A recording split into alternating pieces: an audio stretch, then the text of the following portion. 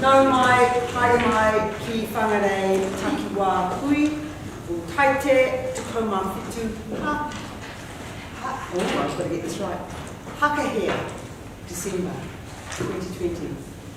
Good morning everybody and welcome to our Whangarei District Council meeting for Thursday the 17th of December.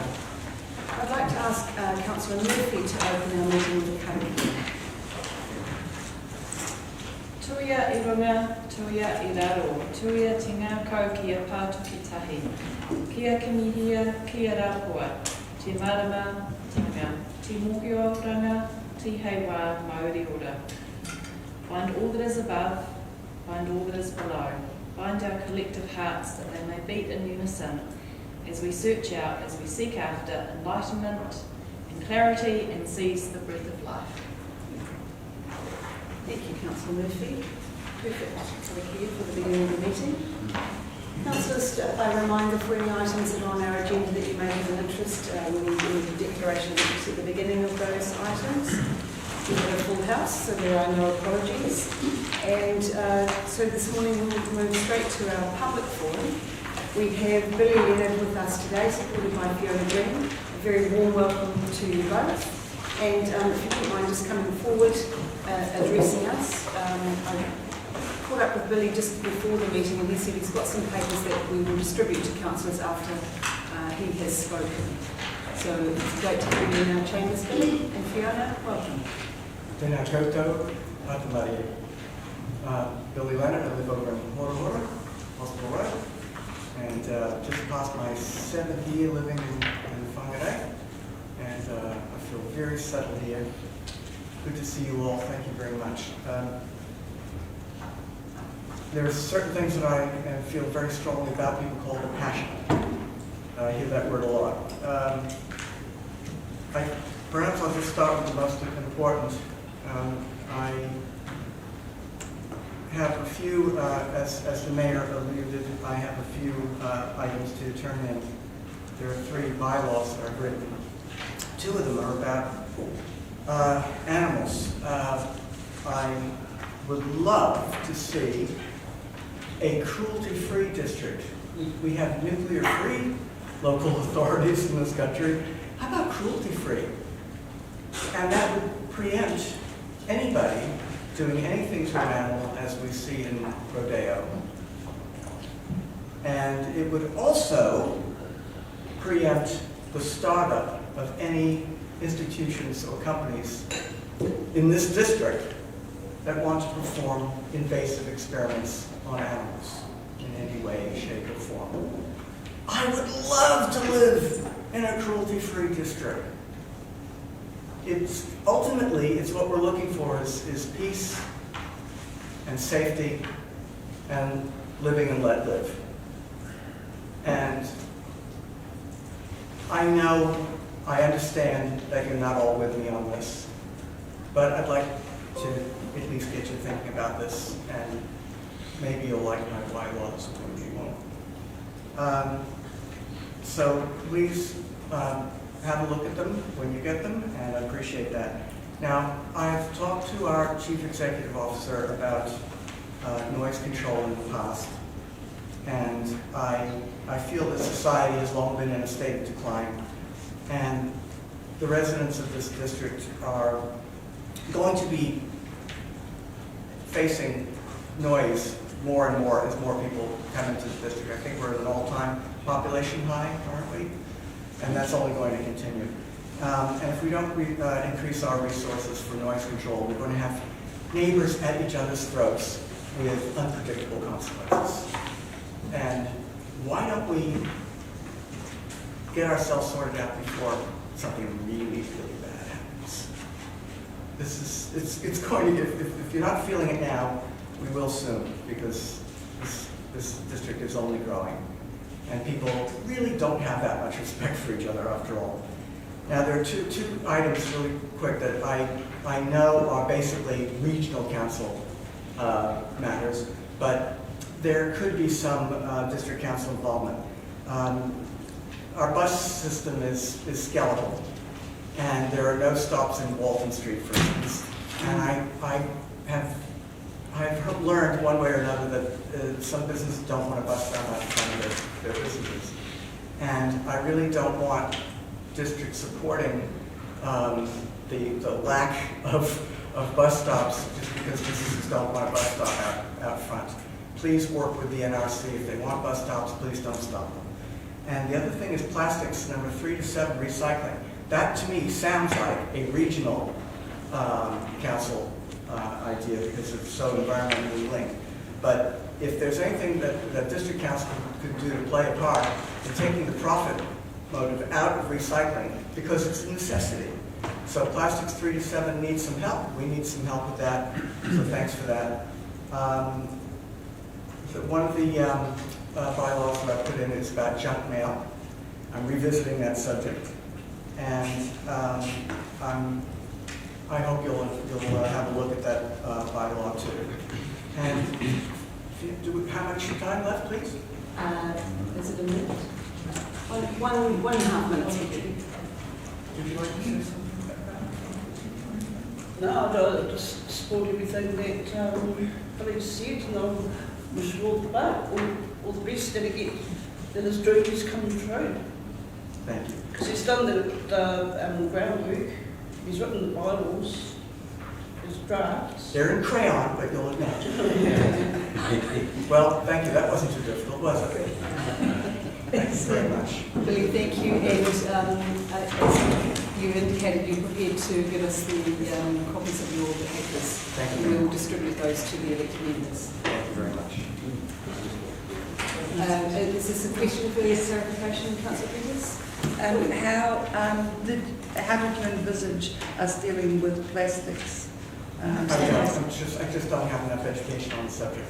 And by the way, before I get out of this chair, I just want to say that you don't see me more often because I feel that with our Local Government Act, the way it's written, public participation is very limited.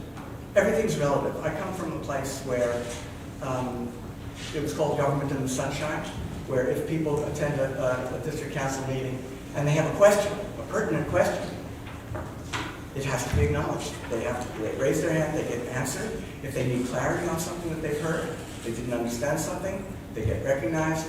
So I realize that there are other ways for a person to approach you besides public forum where it's 5 minutes and that's it, and you get out. But I just want to let you know that it's not because I don't care about the work that you do. I don't envy you. I think you have very difficult jobs. And you just don't see me very often because I feel very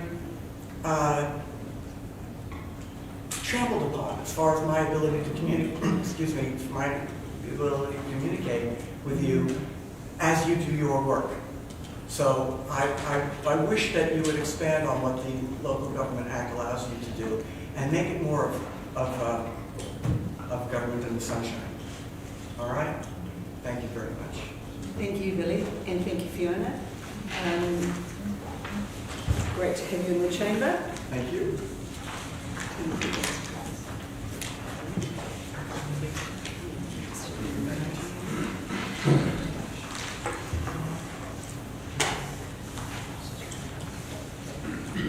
Councillors, we are attempting to make contact with Deputy Inspector Marty Ruth. I'm sure he's on his way, but in the meantime we will deal with the minutes of our meeting on the 26th of November. Somebody, including the confidential section, somebody moved through the record. Councillor moving, Councillor Peters is seconding. Are there any corrections or amendments required to those minutes? Right, I'll put that motion. Those in favour, aye. Aye. Those against, carried.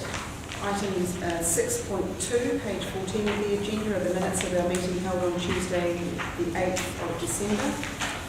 Can I have somebody move through the record of the proceedings? Thank you, Councillor Martin. And Councillor Innes is seconding. Those in favour, aye. Against, carried. In the absence of the member of police to speak to us today, I will move on to item 7.1, which is our long-term plan 2021-2031 Audit New Zealand review. The recommendations are on page 16. and I'm going to move all of those recommendations, and for the benefit of those who are seeing our meeting from live stream, I'm going to read out the recommendations. They are that Council approves the following draft documents for Audit New Zealand review: long-term plan consultation document, financial strategy, infrastructure strategy, activity profiles, activity FIS, I'm trying to financial, oh there's Murray, significant forecasting assumptions, financial statements, accounting policies, price level adjusters, reserves, disclosures, depreciation note, Whangarei District Growth Model, revenue and financing policy, funding impact statement, project list, development contributions policy. 2, authorises through the Chief Executive further non-material changes to attachments 1 to 11 prior to the documents being received by Audit New Zealand, including finer refinements, addressing items in progress, and addressing any areas or typographical edits. 3, notes the potential for increased carry forwards as a result of an ambitious program, particularly in transportation. And 4, endorses the wording in the consultation document being fleshed out to provide a clear signal to government on Council's willingness and desire to collaborate with any specific proposals being considered through future decision-making processes. So those were the recommendations, and now that I see that Marty's in the room, I'm going to just adjourn that item, and we'll go back to item 6. I apologise to the staff. To item 5.1, our police report. Welcome, Marty. You were apprehending offenders on Long Way? What? You were apprehending offenders on Long Way? I'll try. Thank you. Welcome, Marty. Probably should just kick off. Thank you. Okay. Not much has happened since our last conversation. Thank you for having me here today. We've been consumed. You probably know the number of shootings and bits and pieces we've had in Northland in the last month or so. It's been quite busy. So we've been responding to those and spending a lot of time with our staff and making sure we're in a good space. Come back to work. This week we turned over a big job working with our organised crime groups in the mid-north. We get a South Island coming up here cooking massive quantities of methamphetamine. You probably saw stuff on the news this week. Marty, would you mind just speaking up? Sure. Thank you. He had over $300,000 cash, 4 kilos of methamphetamine, it's about $2 million worth, an AK-47, a 50 cal, all the other drugs that you would think you'd find in a supermarket. And he was supplying up here, just living here remotely, so he could cook for markets in Tauranga and the South Island. So yeah, it's that kind of stuff that consumes us. And we've done a whole lot more work in that space, but that's the sexy side of policing. Other than that, yeah, business as usual. We're well prepared for the Christmas holidays, we think, without sounding tad arrogant. We've done a lot of planning for what we think is going to be a big influx of holiday makers in Northland, so we've got extra staff working. Eastern Beaches particularly filled a lot of the holes that we've had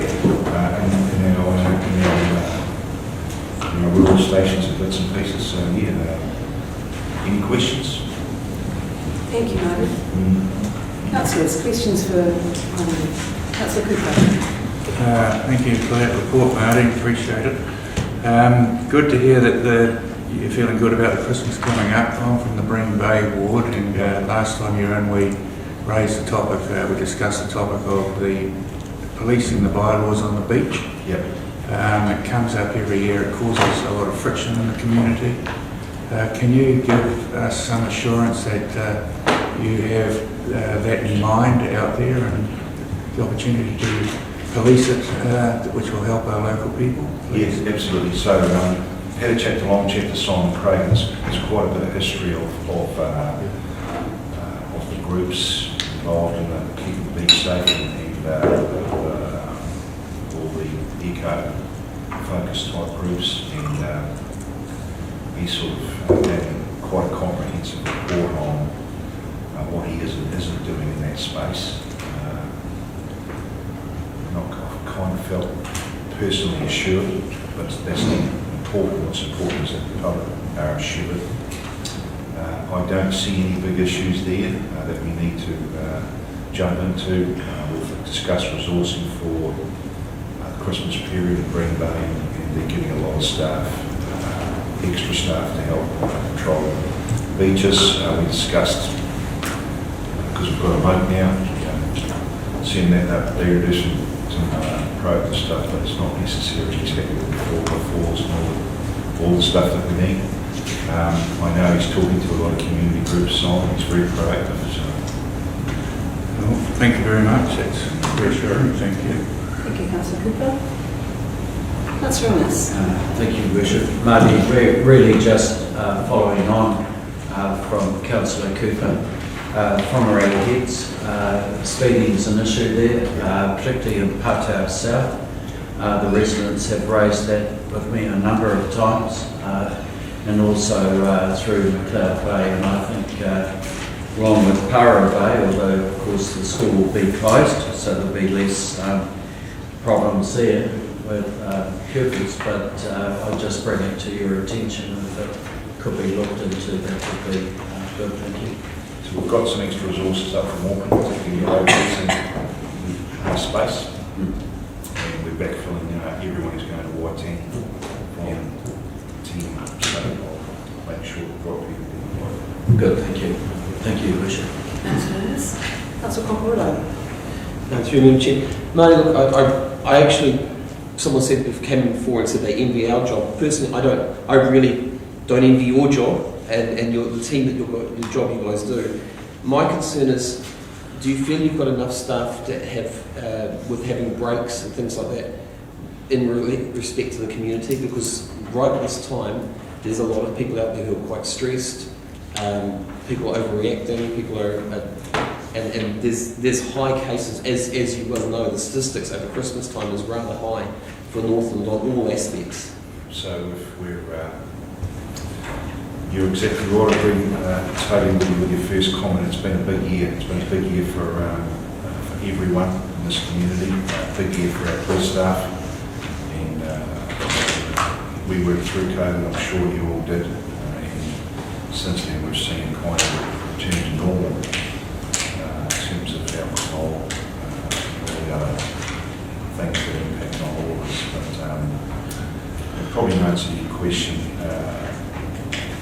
I'm confident that we've got enough numbers on the ground that the staff are getting breaks, that we can respond to the needs of the community over the holiday period.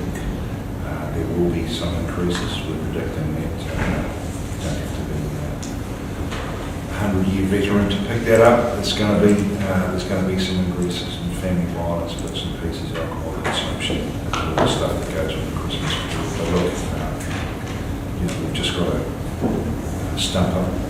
Do our best. I don't think it's going to be some problem for our staff here. And through you, Madam Chairs, in relation to the traffic on our road, are we going to be seeing quite a bit of presence out on the roads and highways? Yep. So without dropping into the operational environment, you'll see a lot of police on the roads between now and Christmas Day, just to give that message about. Keeping yourself safe on the road, the big 5 things that impact on our crashes and bits and pieces, alcohol, repeat, seatbelts, etc. So you will see a lot more of that. We do have a plan for the influx of vehicles and traffic and visitors. So pretty much business as usual on steroids, you might say, to cover the influx. So obviously our boss has been successful, Tony Hills has been successful in getting team to help us move some stuff out of team over the Christmas holiday period, so autumn pretty much empties out. And we've got them coming north to give us a hand, and particularly during the white team period as well. Could you explain TM to us? Time current. Thank you. Sorry. I knew what it was, but I just I'm sure that there'll be someone who go TM. Thank you. Cop language and abbreviation. Local government has the same thing. Any further questions? Yeah, this one. Councillor Hobbs. On Monday, I drove past Eurotilly, and obviously you've got a truck stop there, and you're reading the media this morning. There's 80 to 20% heavy vehicles failed their test. Yeah. So there's two things come out of that. One is, what will their owners do with trucks on the road? And two, how do you reduce your commercial vehicle inspection team? Because they should have been picked up somewhere else. So, two things, Councillor. The commercial vehicle unit reports to an Auckland, so it's a dotted line to an Auckland management group. They're pretty well resourced, to be fair. They are down there engaging with all the truckers, given what's happening with the ports and the containers and bits and pieces. I think they're taking an education approach for a start, otherwise they're handing out too much to, too many tickets and, to what end do you stop? So they're kind of pulling them over and giving them a period to get their trucks up to speed. So a lot of the stuff, the infringements are very minor. You'll find that probably on the Auckland roads, truckies are not stopped as much as they are in the rural areas. Hence, They've already stopped cleaning tyres and off for inspections. Exactly, yeah. So commercial vehicle units operate more efficiently, better, and it's purely about where you stop these big rigs. Because they can do it in rural areas a lot safer, a lot better.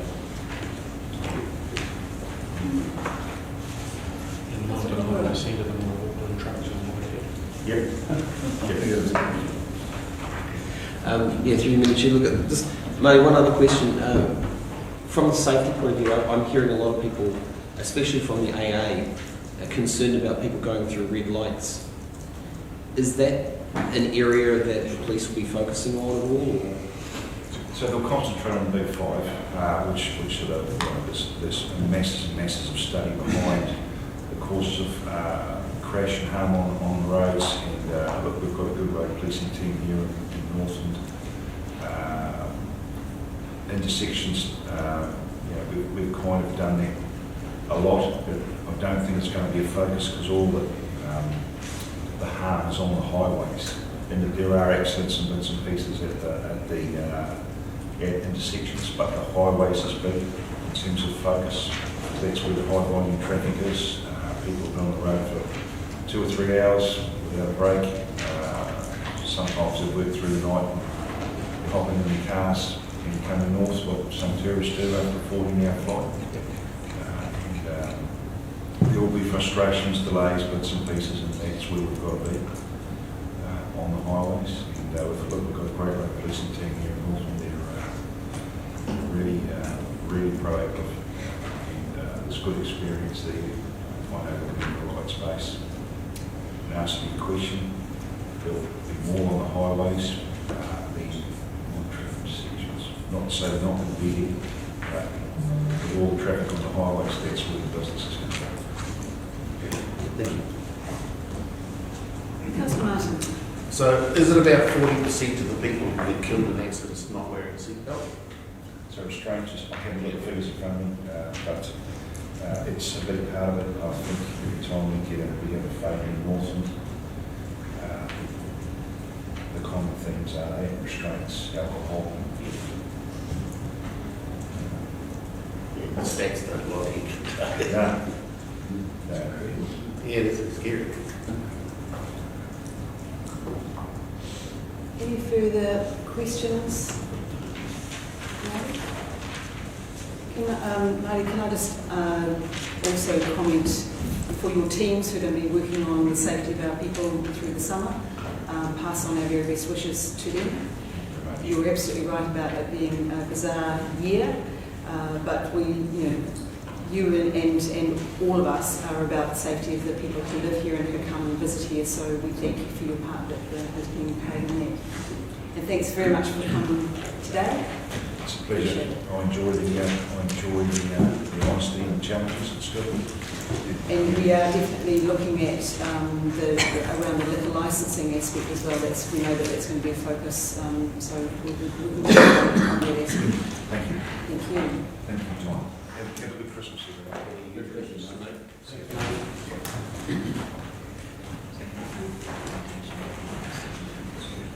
So councillors, we'll go back to item 7.1. And thanks Dominic and Delise. Oh, thank you, Karen.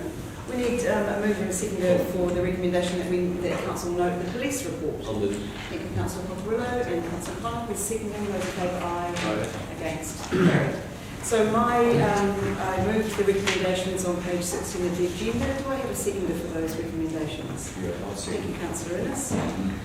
So, councillors, in speaking to this item, the step in the process today, which is a long process for the long-term plan, and today's step is about getting those documents, the draft documents, to Audit New Zealand for them to go through all of those and give us any feedback on things that, yes, I saw that was on the appropriateness of those, but also for the whole plan. And you'll note in the recommendations, we are noting the potential for increased carry forwards as a result of our ambitious program, particularly in transportation.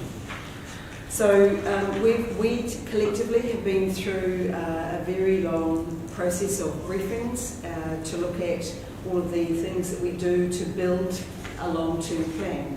And I'm sorry I haven't got my former long-term plan with me, but thank you.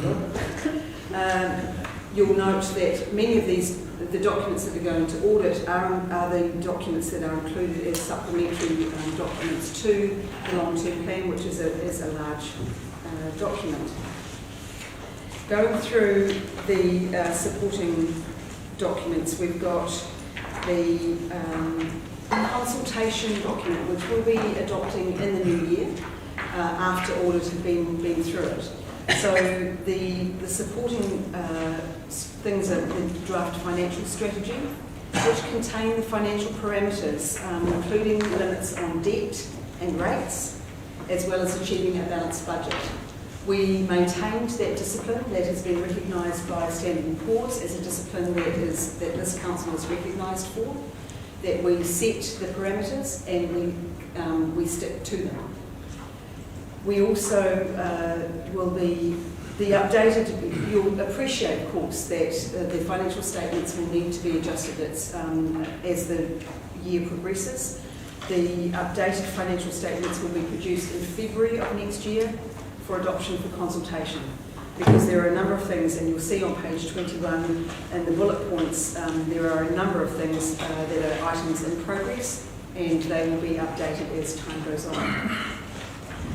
Then we move into the draft infrastructure strategy, and you'll see that that's a hefty document. Infrastructure, I guess, is by far the biggest investment that we make for our people, and it's important you'll note that that's a 30-year strategy and is updated every 3 years. We agreed that there would be no reduction in levels of service, and that continued focus on renewals, particularly in stormwater, which was in the last long-term plan, we increased investment into stormwater, as well as an increased investment into the unsealed road network. Then we move into the draft activity profiles, and those are the profiles that end up in the chapters in the final version of the long-term document. Each of those describe what the activity is, what our focus is for the life of the plan. There's the draft significant forecasting assumptions, which are our assumptions. Everything that we do are based on those key assumptions, and we've been making those, and they have to be shown in order to check those as well.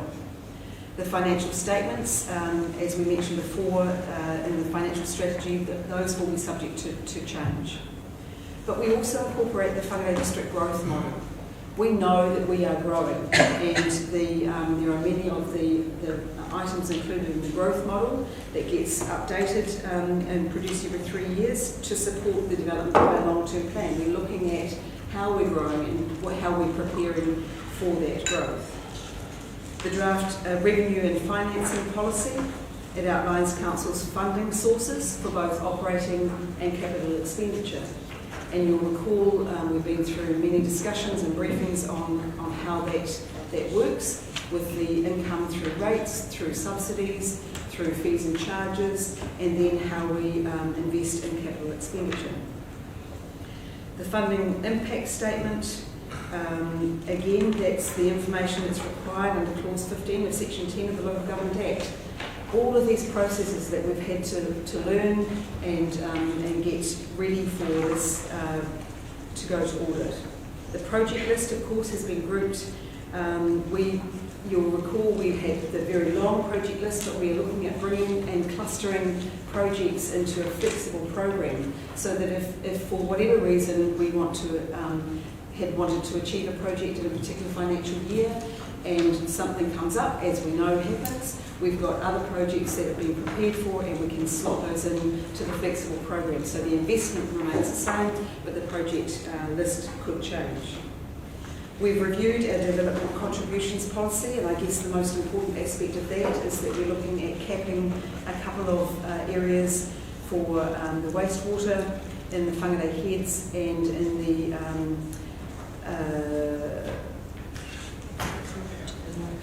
Maunkaramea, thank you.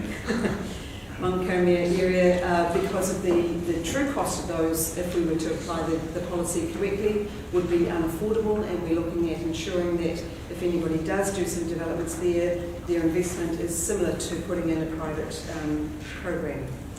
So Maunkaramea and Whangarei Heads. So those are the documents that go with it.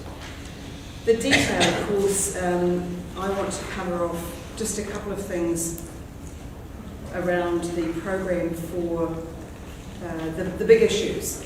The consultation document is an abbreviated version of the long-term plan, and that's where we go to our community and say, these are the things that we want to highlight. You can look at the long-term plan, we encourage you to do that, but highlighting the big issues that we're facing. And I'll just run through those because they're in the agenda. The space to come together in, which is the options around Hihiawa, Oluku Landing, which comes later in the agenda, and our improvements here at Forum North. We also cover off the option that we had for the Forum North Theatre Trust, which was the alternative option, and that will also be included in the document to go to our community. We cover off climate change, which is a significant aspect of what we're facing in the future, revitalising our city centre. We've got a placeholder for the Ruakaka wastewater treatment plant because we know that that has potential to need to be looked at through the plan. And then what else we've planned. You'll see on pages 43 and 44 the very long list of specific projects that we've taken to our community to ask for feedback on. Then we get into the big documents. So, as I say, this is another long step in the process, and we are giving these to audit for their review. You'll know that we've got the engagement letter from audit to look at this, and we will be seeking their feedback before we adopt the final version in the new year. Did I go over time? Well, Karen says no, so I'm good. So I will open it up for debate. Councillor Cockerill. Madam Chair, I have a question in relation to the growth strategy. I know that the staff are predicting a 1.6 or up to 1.7% growth a year, and then dropping back down to 0.7. However, stats, the actual physical figures are actually showing that we're actually getting more in the range of 2.5% to 4% growth in Whangarei. And even MB is predicting that we'll have 25,000 people moving to Whangarei in the next 5 years. How are we truly predicting a growth when we have all of these other figures coming against us actually saying that it's actually bigger than what we're stating? Thank you for the question, Councillor. Dominic, are you in a position to answer that, or Tony? I'll give a brief answer through the chair if there's a further question I had, Tony. So as we work through in the briefings, obviously we've used a range of data sets in coming up with the growth model. Those include the Statistics New Zealand figures, building consents, district health board figures and other inputs. That allows us to look at what's actually happening alongside those Statistics New Zealand figures. And we also then obviously add updated figures in November, which will be incorporated, and you'll see in documentation that a higher growth line was then needed as a result of that. So it's the best information we've got, but we've got regular monitoring through our future development strategy and work on the national policy statement we need to go into capacity.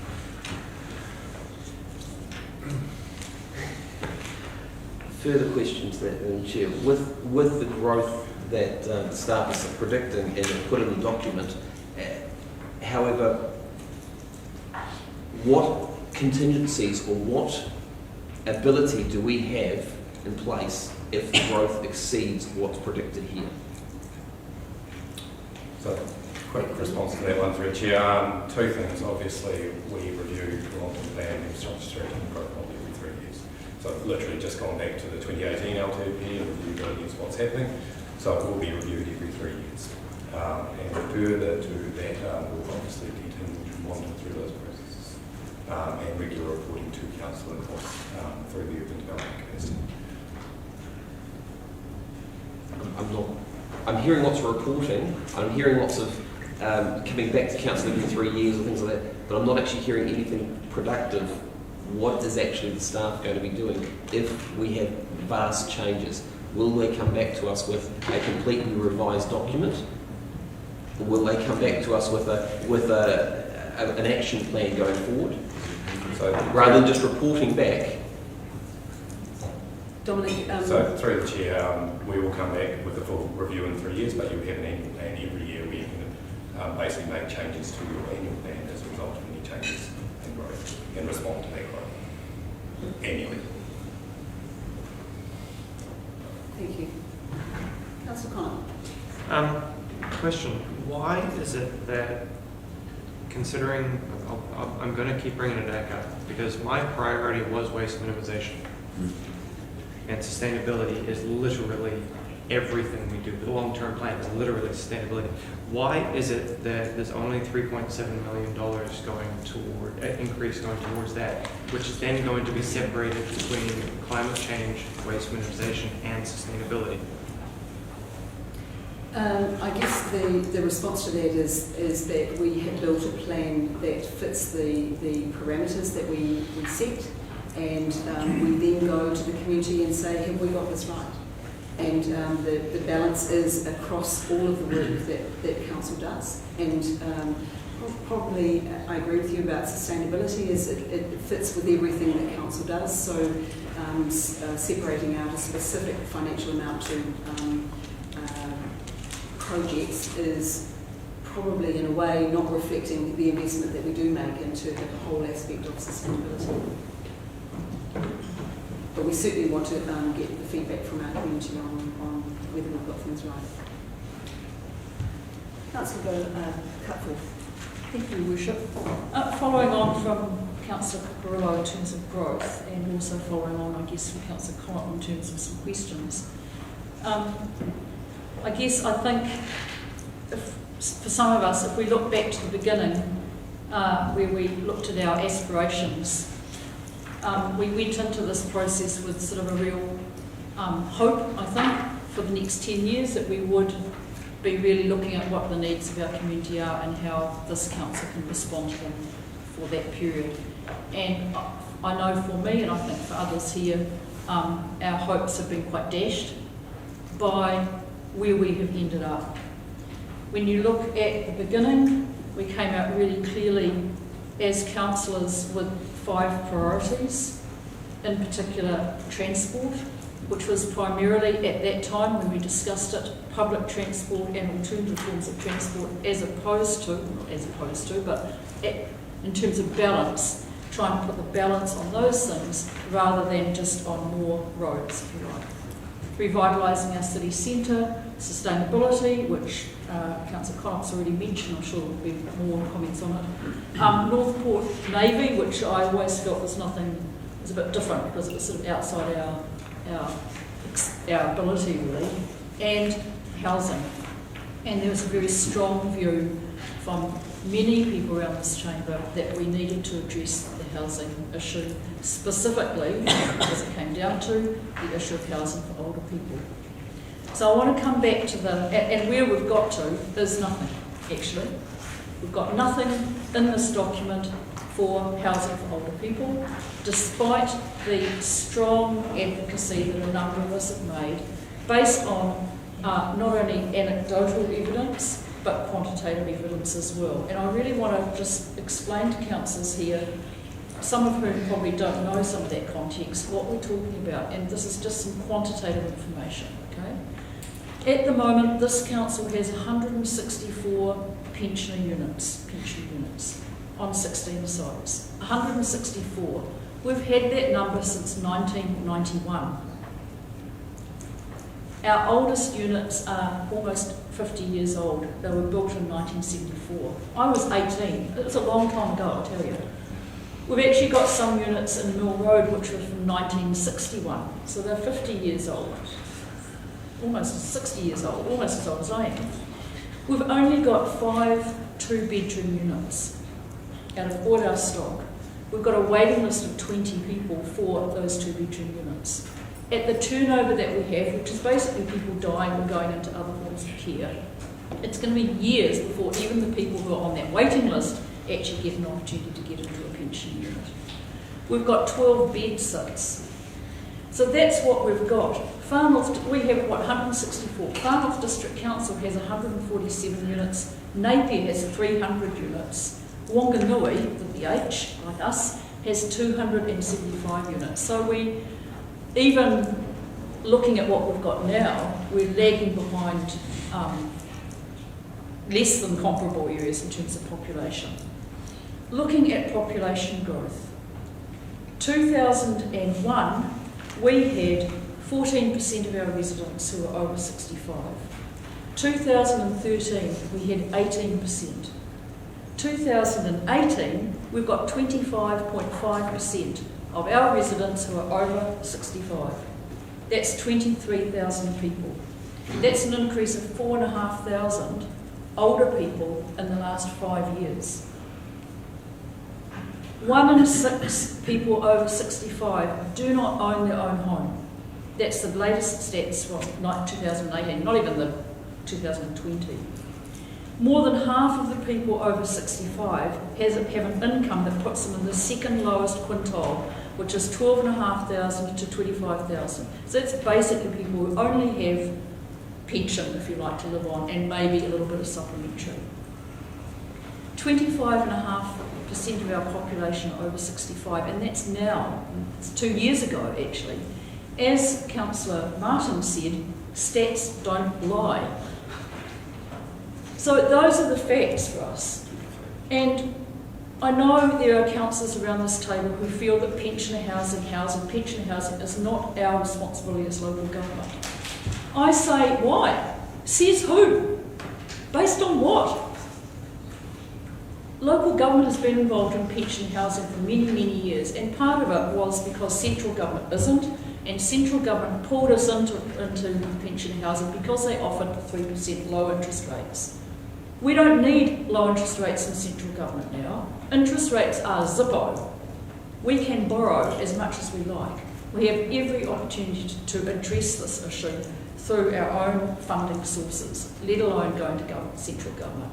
But I say if we don't have money in our budget for some indication that we're prepared to look at addressing this, we can't. Why can we expect to go to government and ask them to help us?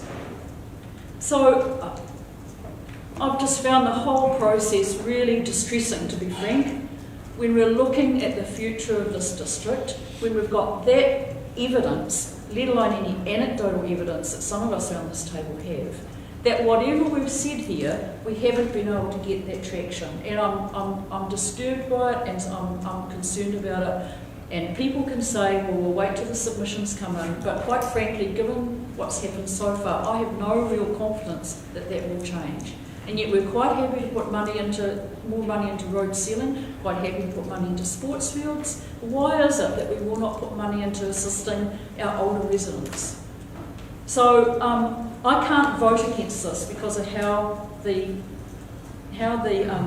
recommendations are framed. But if I could, I would, quite frankly. That's how strongly I feel about it. I'm like, what more evidence do we need? We've had Say Also come in asking if we can assist. We've had people from Positive Ageing come in saying this is the situation. We're putting money into infrastructure, and yet housing for us appears to be not infrastructure.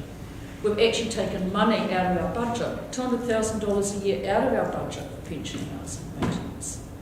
So, councillors, I'd really urge you to, when the submissions come in, this is one area that we absolutely have to address because there's now clearly no opportunity for councillors to do anything more. Thank you, Councillor Cutforth. Councillor Singh, further debate. Councillor Peters? I'd like to propose an amendment to the long-term plan, if I may.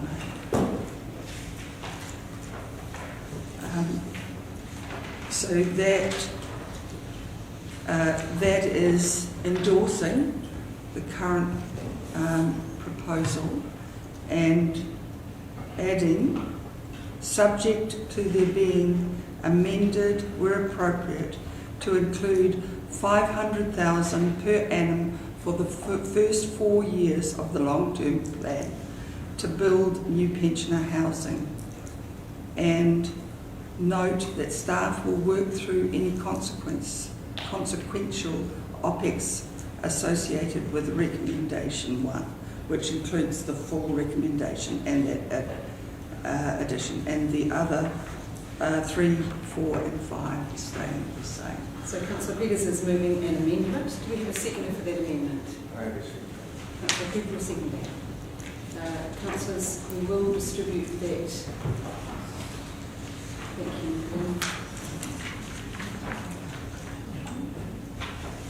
Councillor Peters. I think it is good that we've got 165 pensioner houses. I think that's good that we have them and we keep them up and they're affordable and they care for those older people. I think that we should extend that with this amount, with the idea that that is a leverage that we can use with central government or other funding services, funding sources over the course of this long-term plan.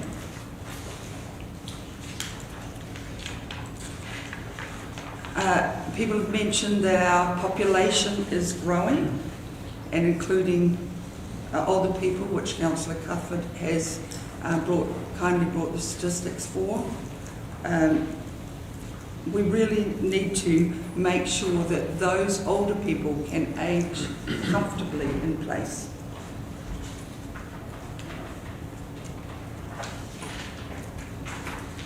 I think it's actually an indictment on our society if we don't care for our elders. I think some of the places that I have lived, they would think that that was very harsh. We need to respond to those citizens that are growing over 65, and as Councillor Cutford has pointed out, a lot of them don't own their own houses and many of them don't have disposable income. They need security. In the wider context of the housing crisis, I realise that pensioner housing is just one part of this, and that there are many people struggling to have housing at all. I've got an example here from yesterday, an older woman that I heard about who looks after 2 grandchildren. She's living in very basic housing in a poorer suburb. The landlord has signalled to her that they will be lifting her rent from $280 per week to $460 a week. And price hikes like this on housing are not unusual. In September 2020, there were 419 requests for whānau on the social housing register in the district, of whom 398 were urgent requests. This is the wider context in which we're talking about our older people. But those statistics are compelling, and they are not the full statistics. They're not covering, as I've mentioned before in this chamber, it's not covering people who are living in severe overcrowding situations, which are bad for their health, bad for, I'm thinking about these two mokopuna, these two young people that are living with their nan. If they have to move, what happens to their schooling?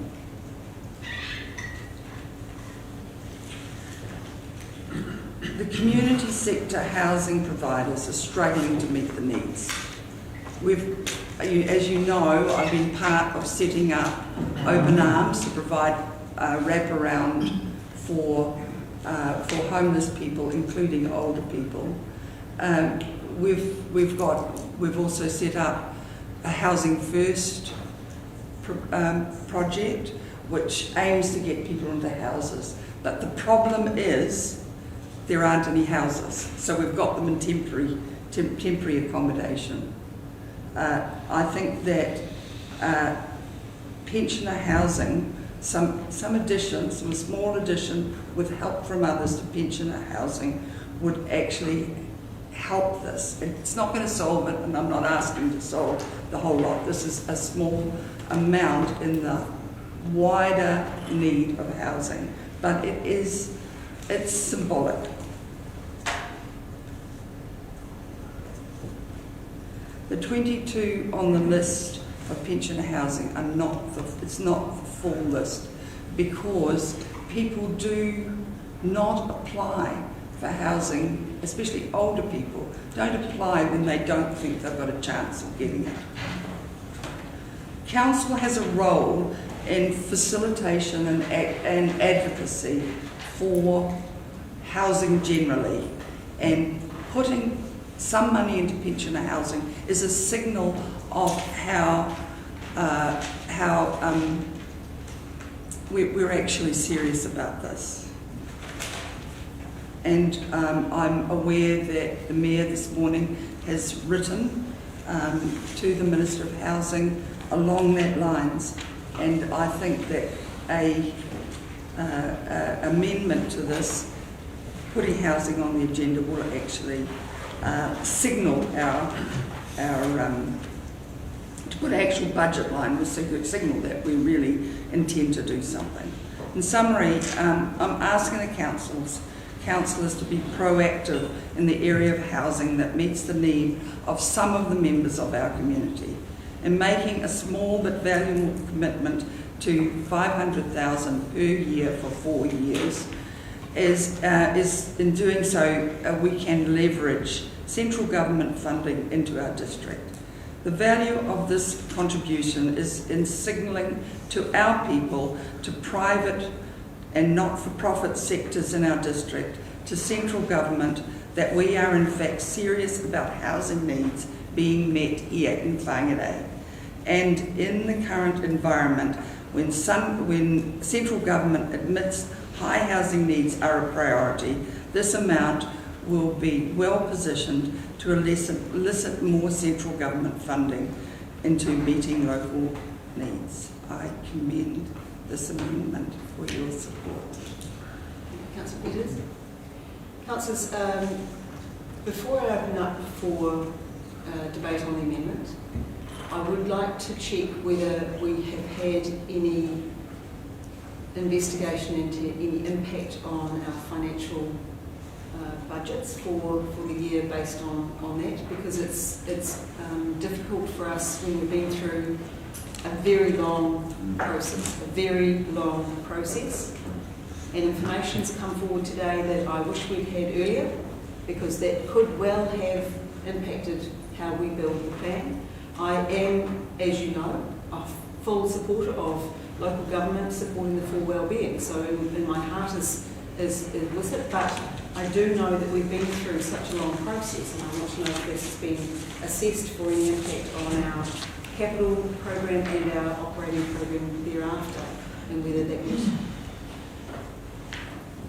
So, through Chair, not specifically assessed, assuming that it will be capital, there will be a debt impact, but we obviously don't know what the quantum of that is at this stage, and there would be an operational component that goes alongside any capital for things like depreciation and maintenance going forward, and you don't know what those are, so that would be more on the balanced budget side of things. So, councillors, just I would also caution that if we have one aspect of change to the documentation that is going toward it, I would guarantee that there are 12 people in the room who want to augment other aspects of what we've already done. So that is my only other caution. So I'll open it up for debate around the amendment. Councillor Innes. Thank you, Your Worship.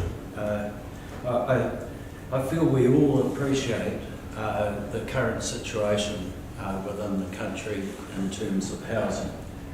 It's something that's on the news, in the newspapers, and we've just gone through a central government election, and it's very much at the forefront of discussion within that. But I'm of the opinion that we can't be all things to all people.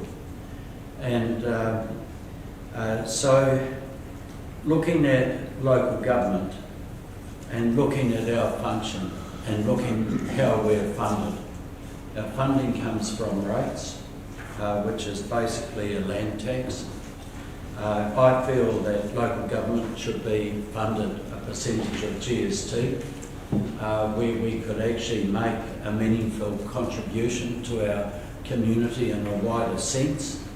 And it's something that local government New Zealand has actually put at the forefront of its discussions. There's been inquiries on it. I feel that we need to put, as they say, the shoulder to the wheel to try and ensure that we can get a more diversified form of funding into local government. And in that context, I see we can contribute a lot wider. When we look at local government functions, and a key part of the election that has recently been held was the RMA.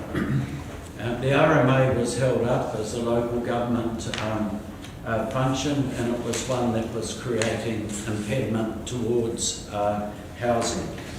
And it's one whereabouts with the National Policy Statement on Urban Development Capacity, and picking up on Councillor Cutfall's comments, it's one whereabouts we really look at monitoring what's happening. Yes, we do have growth, we have substantial growth, and that's something I'll leave to the debate later on. But in terms of what we're looking at here, we have been able to zone for the capacity that we are experiencing in terms of growth, and we are starting to incorporate new techniques in terms of addressing our housing need, particularly through placemaking. And the briefing that we had yesterday, and seeing to the extent the local community is involved with that, is very much pleasing. So I feel that housing is very much essential government responsibility, but I also applaud really the approach of sending correspondence to the Minister of Housing, and also having a strong advocacy role, and we need to be knocking on those doors. We need to be illustrating. For example, when we have a look at freedom camping, for example, we realise that we've got a lot of homeless. They're regarded as freedom campers, but unfortunately there's a lot of homeless within our community.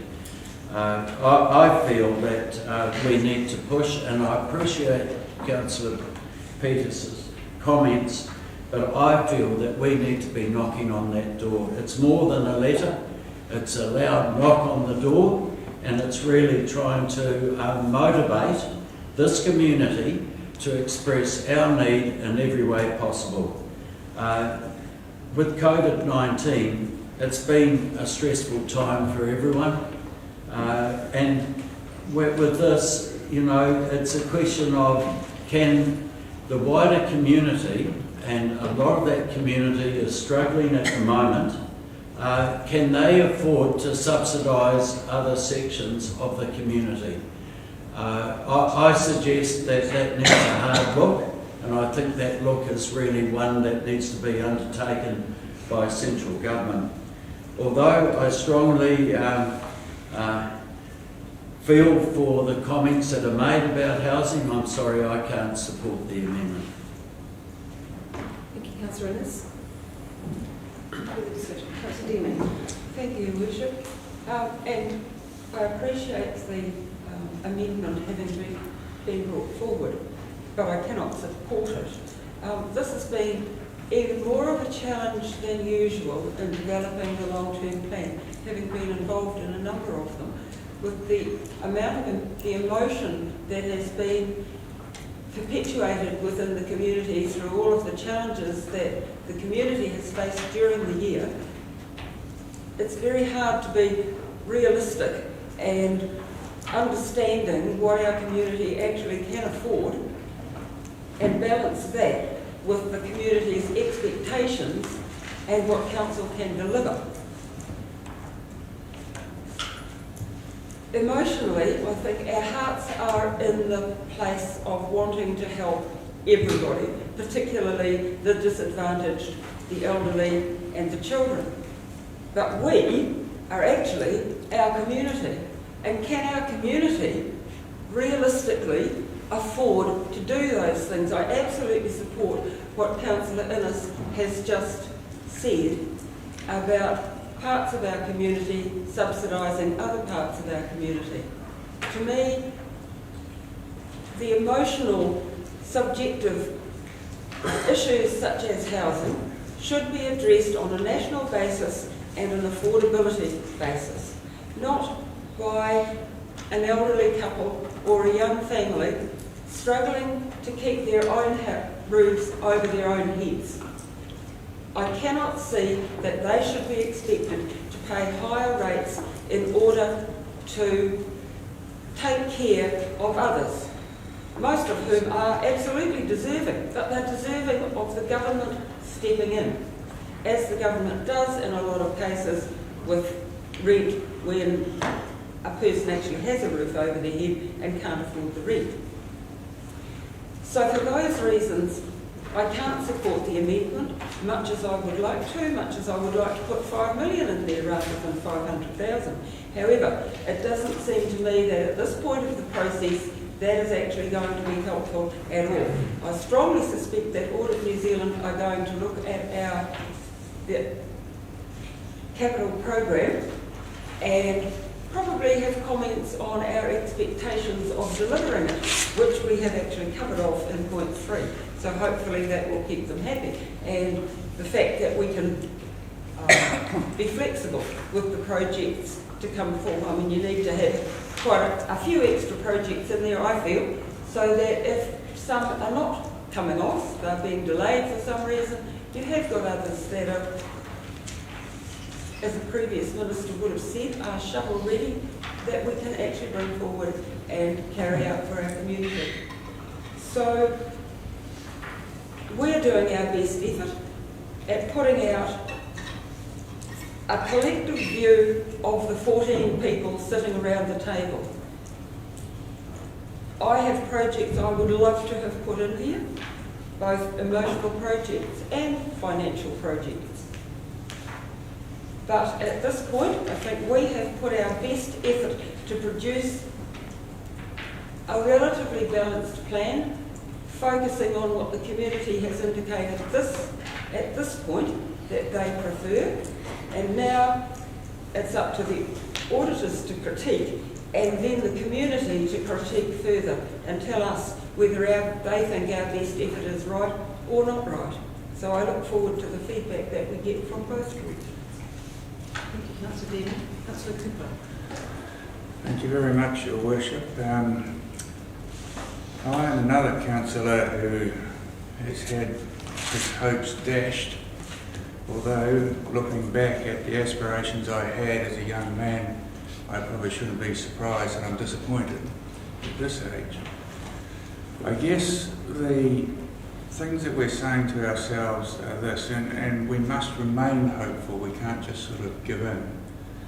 What we're trying to do here is put out a document for consultation to the community. Now, I seconded the motion put forward by Councillor Peters because it is, as Councillor Cupforth mentioned, one of the priorities that was identified by us as a group early in the process. We went away for 2 days. Those of you who want to know where we went to Barge Park. And it was a very fruitful time. We came up with our priorities, we had 5 of them, transport was one of them, and part of that transport very definitely was sealing of the roads, as the rural councillors will attest to. So here we are today, trying to agree on a document to go out for consultation, and we want to put in $500,000 for how many years, Councillor Peters? 4 years, so $2 million. And during that time, I think the total budget would be about 600 million, roughly, give or take 10 or 50 million.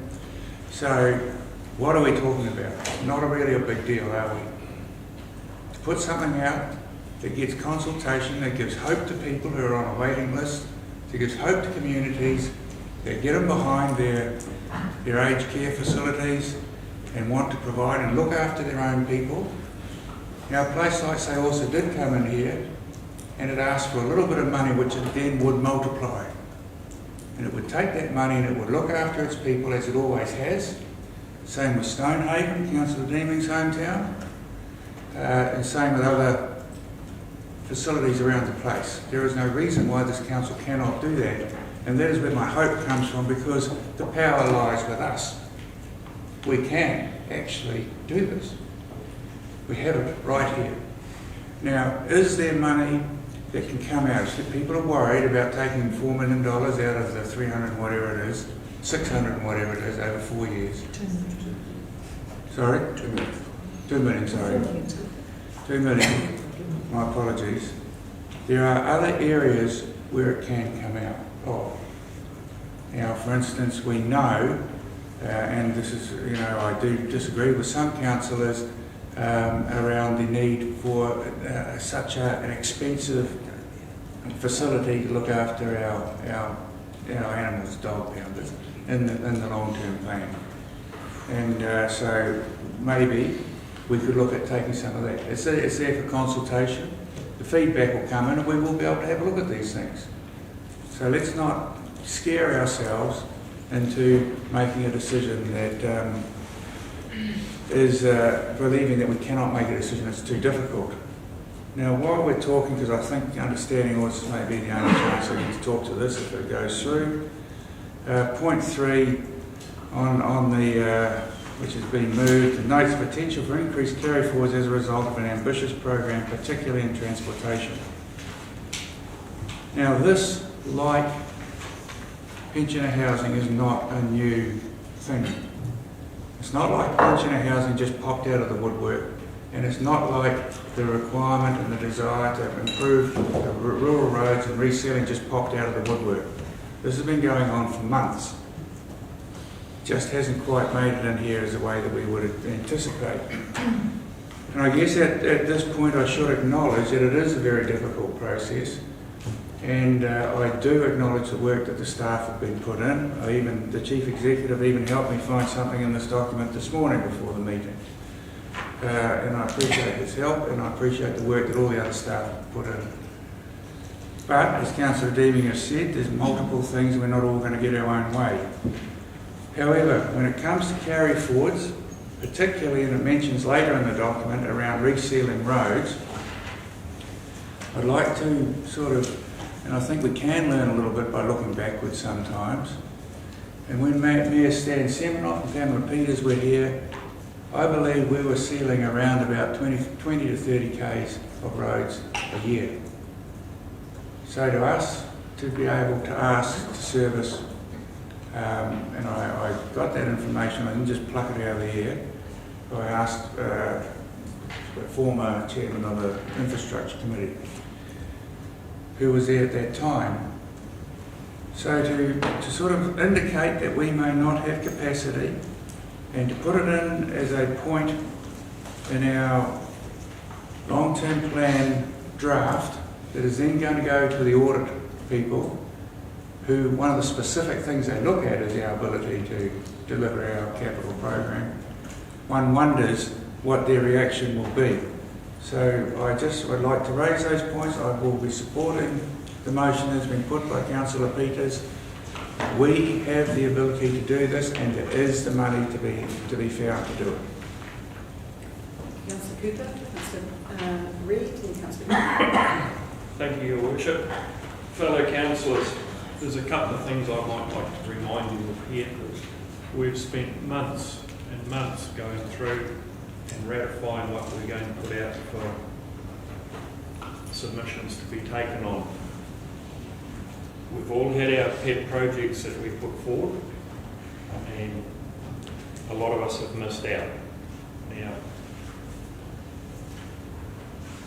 it is too late in the game to be changing our destiny at this point. I'll speak here on behalf of ratepayers that we've got a raft of ratepayers out there, from first homeowners, young people, right through middle-aged retirees, people like myself who pay multiple lots of rates and working towards a retirement. Now, we also have retirees out there who have spent 40 years and 50 years working towards their retirement. They've scraped through. They've got themselves their little patch of dirt with a house on.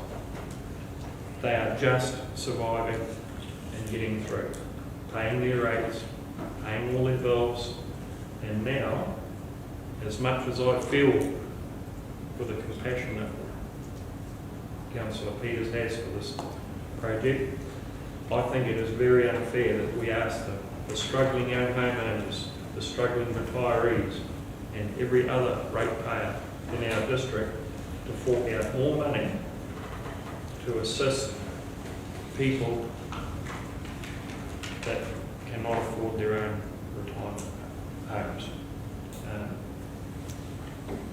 Our job as councillors is to take that rate strike and reinvest it back into our community to the best of our ability to do the best we can for the most people in our community, not for the good of the few. I will not be supporting the motion. Councillor Reid, Councillor Beanie and Councillor Cooper. And I'll just go back to a comment Councillor Cooper made about our couple of days at Barge Park, and one of the priorities was housing, and it was 5 priorities, and it's come through, and it was unanimous and strong from everybody that we want to do something about housing. We're a year into our 3-year term. Some of us won't be here again in 2 years, in another 2 years' time. What have we done about housing? Very little, in my mind. I think that I support Councillor Peters' motion. I think it's a token gesture, and I wish you could have gone more. The point of it is to go to central government and say, we're here, we're ready, we want to do something about this. Rather than, one of our 5 priorities was housing, and now we're all sitting here saying, that should be central government, let's pass it off to them. That's not good enough. We need to do something now.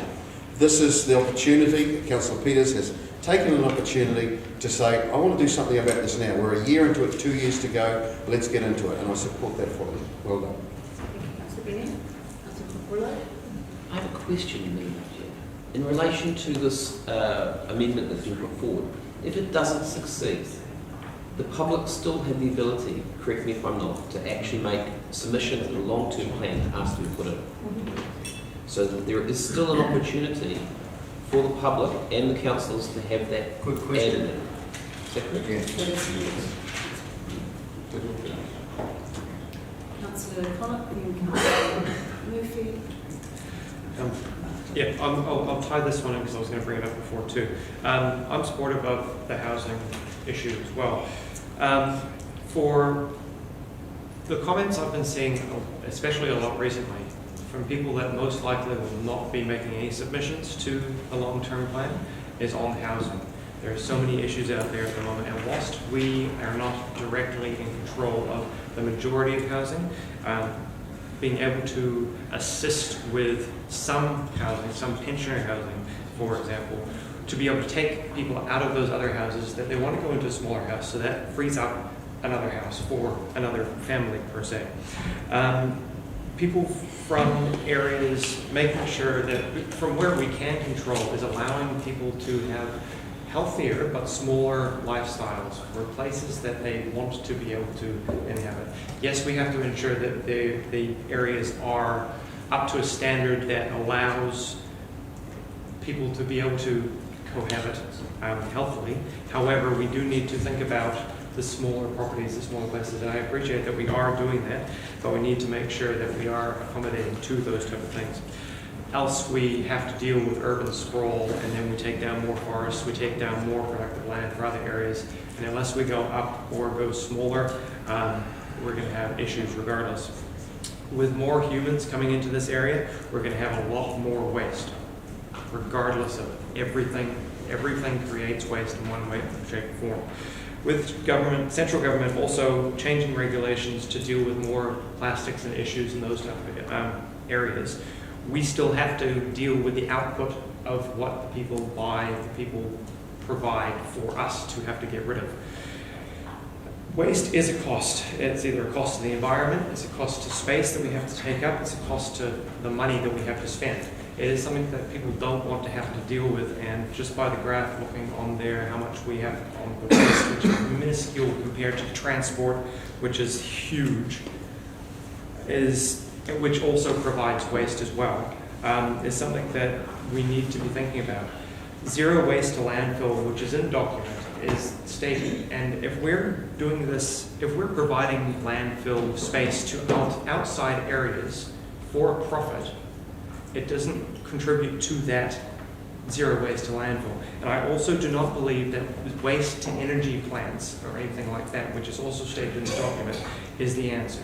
Because that is just needing something to be able to feed the fire, to be able to provide that energy, to be able to burn it. Unless we're going to start digging into Pelwy Island and the old landfills, which we're about to build a park on, which I don't think is going to happen. So we do need to be thinking about the people that are not going to be submitting submissions to this to contribute, because there are a lot of people out there that, one, don't have capacity to, don't have the ability to, don't know about it, don't understand it. And we have to be listening, even though we don't like to hear about the things on Facebook sometimes, we have to listen to the people that are on Facebook, because they are, and social media, because that is the people we're living in and around.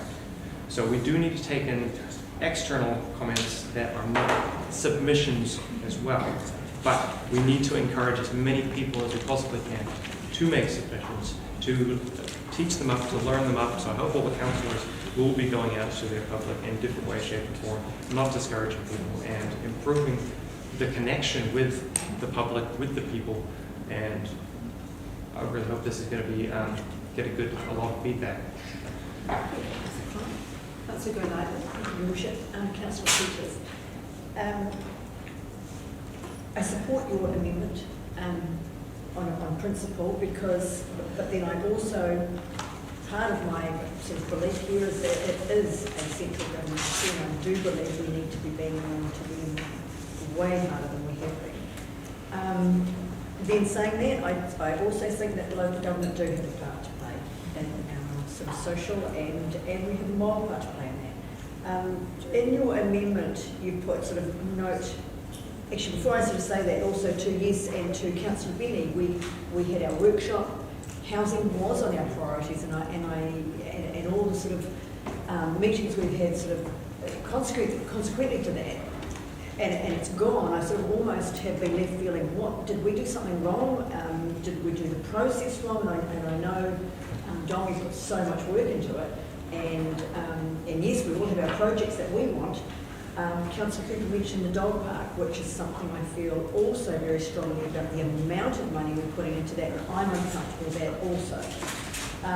So also, and then Dom, it says here, or sorry, Councillor Peters, you've said that staff will work through any consequential OPEX associated with the recommendation. So I suppose to you, Dom, I sort of want to know, what does that involve for you? Do you see this being able to be managed? And if so, how? Because I'm uncomfortable removing money from also projects that we have deemed, you know, sorry, Don. So through Chair, we'll get to this to talk about the process for working through the OPEX side of it. So through the Chair, I guess depreciation would be one of the key additional costs into the operating budgets. That is over the longer term due to the useful life of those pension housing units. Ongoing maintenance would be another factor we need to consider, as well as the impact on debt and finance costs that would arise from that. Unless, as you say, it was a substitute with an existing project.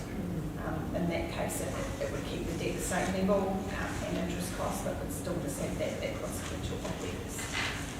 From a bigger picture, obviously there will be an impact on the balanced budget. Some years in particular are getting pretty tight now. We are borderline, but again, substitution is another way to assist with that. We still have many outstanding items, as the Mayor mentioned, that we're working through, that will continue to evolve through the next couple of months before consultations. It's difficult to pin down. I can't say we will become announced in this year, but it's just something we need to work through. And Adam, I might add one thing if I want to, Chair. Just that is on the assumption that this is capital budget rather than a grant for another provider as OPEX, which would have a much larger impact on the OPEX side and the balanced budget side of things in the years when we are tight.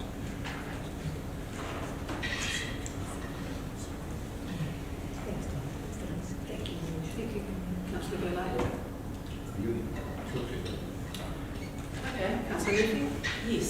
Well, I had some other stuff to say as well, so I'm not sure if I'll have an opportunity to speak to that later. Or should I just speak to the amendment? Or should I wrap it all up into one? It's entirely up to you. I think I'll just briefly focus on this issue, the issue of the amendment.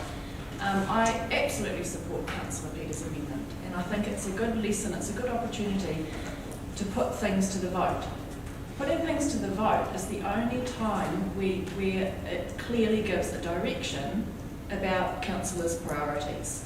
And I guess, and I remember Councillor Bell talking about this in his last term of council, that when we have workshops and briefings, it's very difficult for staff because we're giving direction, but a lot of councillors don't speak up during that time. So there may be something that they would support, such as housing, but maybe they don't speak strongly enough, and their passion or their view doesn't come across. And so this is really now at the end of this process. When Councillor Reid says it's too late, well, I disagree with that. It's not too late at all. It is not too late. We haven't even been out for consultation. This is the time, and it's unfortunate that over the last 12 months, and I believe housing was identified as a priority, and I believe that we could have included something in our draft, and we haven't. And this vote will then will finally show us the answer about whether it is something. Are we going to put our money where our mouth is, or are we not? I think it was, and the fact is that councillors raise things as priorities, and we expect staff to go away and do the research, and some of the information that Councillor Cupforth brought to light, we shouldn't be having to bring these facts to light at the end of a 12-month process. Surely we could have, you know, gone away and had this information to inform us, you know, throughout the process. But I agree with Councillor Peters. We need something in our plan to show central government that this is an issue that we're serious about. And I just want to say it all comes down to needs and wants. And yesterday in a meeting we spent $480,000 on a large screen TV for our stadium. Fair enough, you know. Many people see that as a need. I see that as a want. I see housing as a need. So it comes, at the end of the day, it comes down to our priorities. It comes down to what you believe are needs and wants. And of course we have very different opinions about what we think needs and wants are. I learned that in third form economics. And so good on Councillor Peters for testing this here today. It's unfortunate that you know, we had to get to this point, but let's see what happens. Thank you, Councillor Murphy. Councillor Martin? Yes, all interesting. I think we've had this discussion over about 400 hours in the last year. But when we were up at Barge Park, there was about 50 items on there. Many of us didn't get up to the top level. Then we had COVID, and we spent a fortune on that, which changed things dramatically. And it's all credit to the staff, the way we've been able to carry on and still keep going and be in the position we're in now, where we can look forward to doing projects that are going to need to be done for our growth. And everybody needs to remember, somebody has to earn the money to pay the rates. It's all very well, all of the good ideas, but someone has to earn that money. We're going to go into consultation with this document so that the public can have their say. Some of the critical things that a lot of people seem to have forgotten because we're focusing on this. Our major things since I've been on Parliament is clean harbours, safe drinking water, all of our walkways, cycleways, fixing our roads, all of our critical infrastructure, which needs the money. And I'm happy to see that we're carrying on with that. We've spent an awful lot of money refurbishing. They might be old, our pensioning units, but they are in excellent condition. And they are being upgraded all the time. A lot of money is going into that. So we're not neglecting it, and we're not just overlooking it. It's central government. They get their money from taxing people and businesses and all sorts, based on their income. We rate based on where people live. And I have an awful lot of people who seriously struggle, particularly older people, my age, who are unable to pay their rates and have to drip feed it and get subsidy. So adding more onto that, onto them, is just unfair in my opinion. If we're going to change this, we'll have to substitute another project. Nobody's identified which one's coming out. We're just generalising.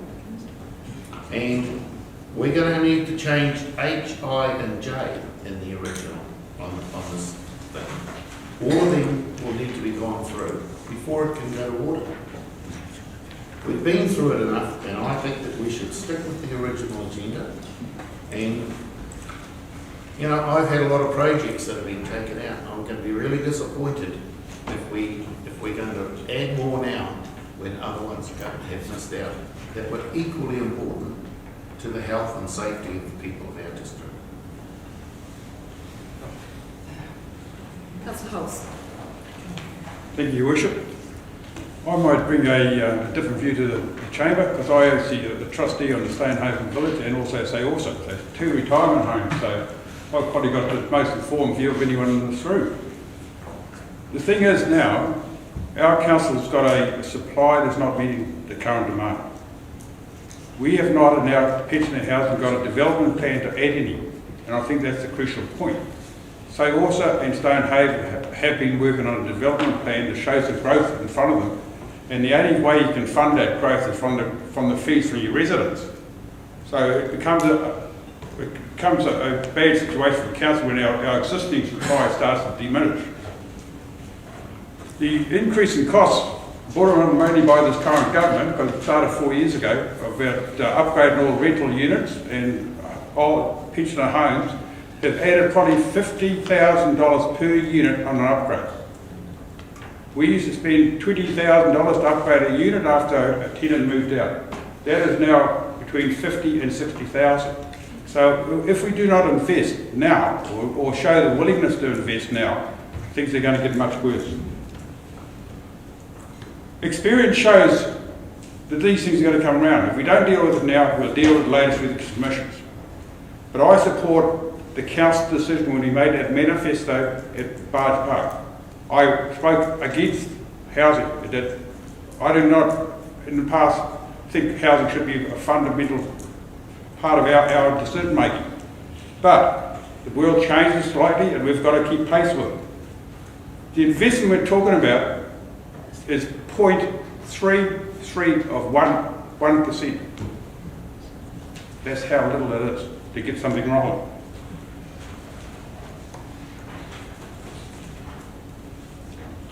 Past experience on some of our major projects, when we've got to have skin in the game.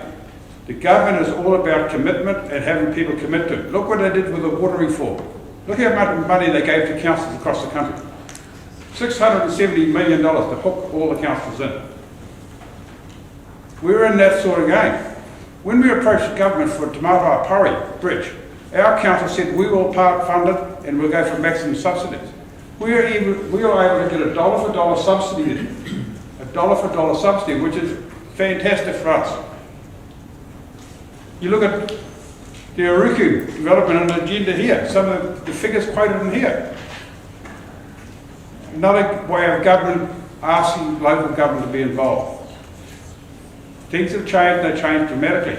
But I go back to the manifesto we agreed upon. If we can't stick together on what we agreed on a 2-day workshop, we are letting ourselves down.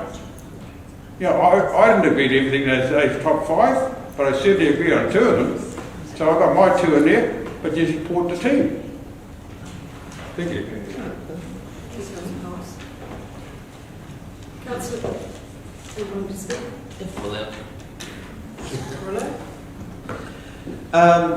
Thank you, Your Worship. Look, it's an interesting discussion that we're having. And I highlighted it before about the growth in Whangarei and what's actually planned for the growth. And then I highlighted the fact that if an item doesn't make it through council and through this, well, there is always an opportunity for the public to have a say. Always an opportunity. And we have to be open to that. One of the comments that was made was when we were all at Barge Park. Now, if you remember last year, I was not there. So I did not get my say. So I remind you that. And yes, Councillor Cooper, I have been saying ever since, because I have felt that there's a lot of people in here who do not understand what the growth of Whangarei is actually truly doing and the effect that it's having on our transport network. People don't understand that, and I appreciate it, because they don't live in my world. When we talk about housing, and when Councillor Peters brings up about housing, I too have always felt very passionately that this is actually a central government issue. And I always have believed that we need to provide the pressure on central government as much as possible. Because as Councillor Hulse has highlighted, they have let us down in Whangarei.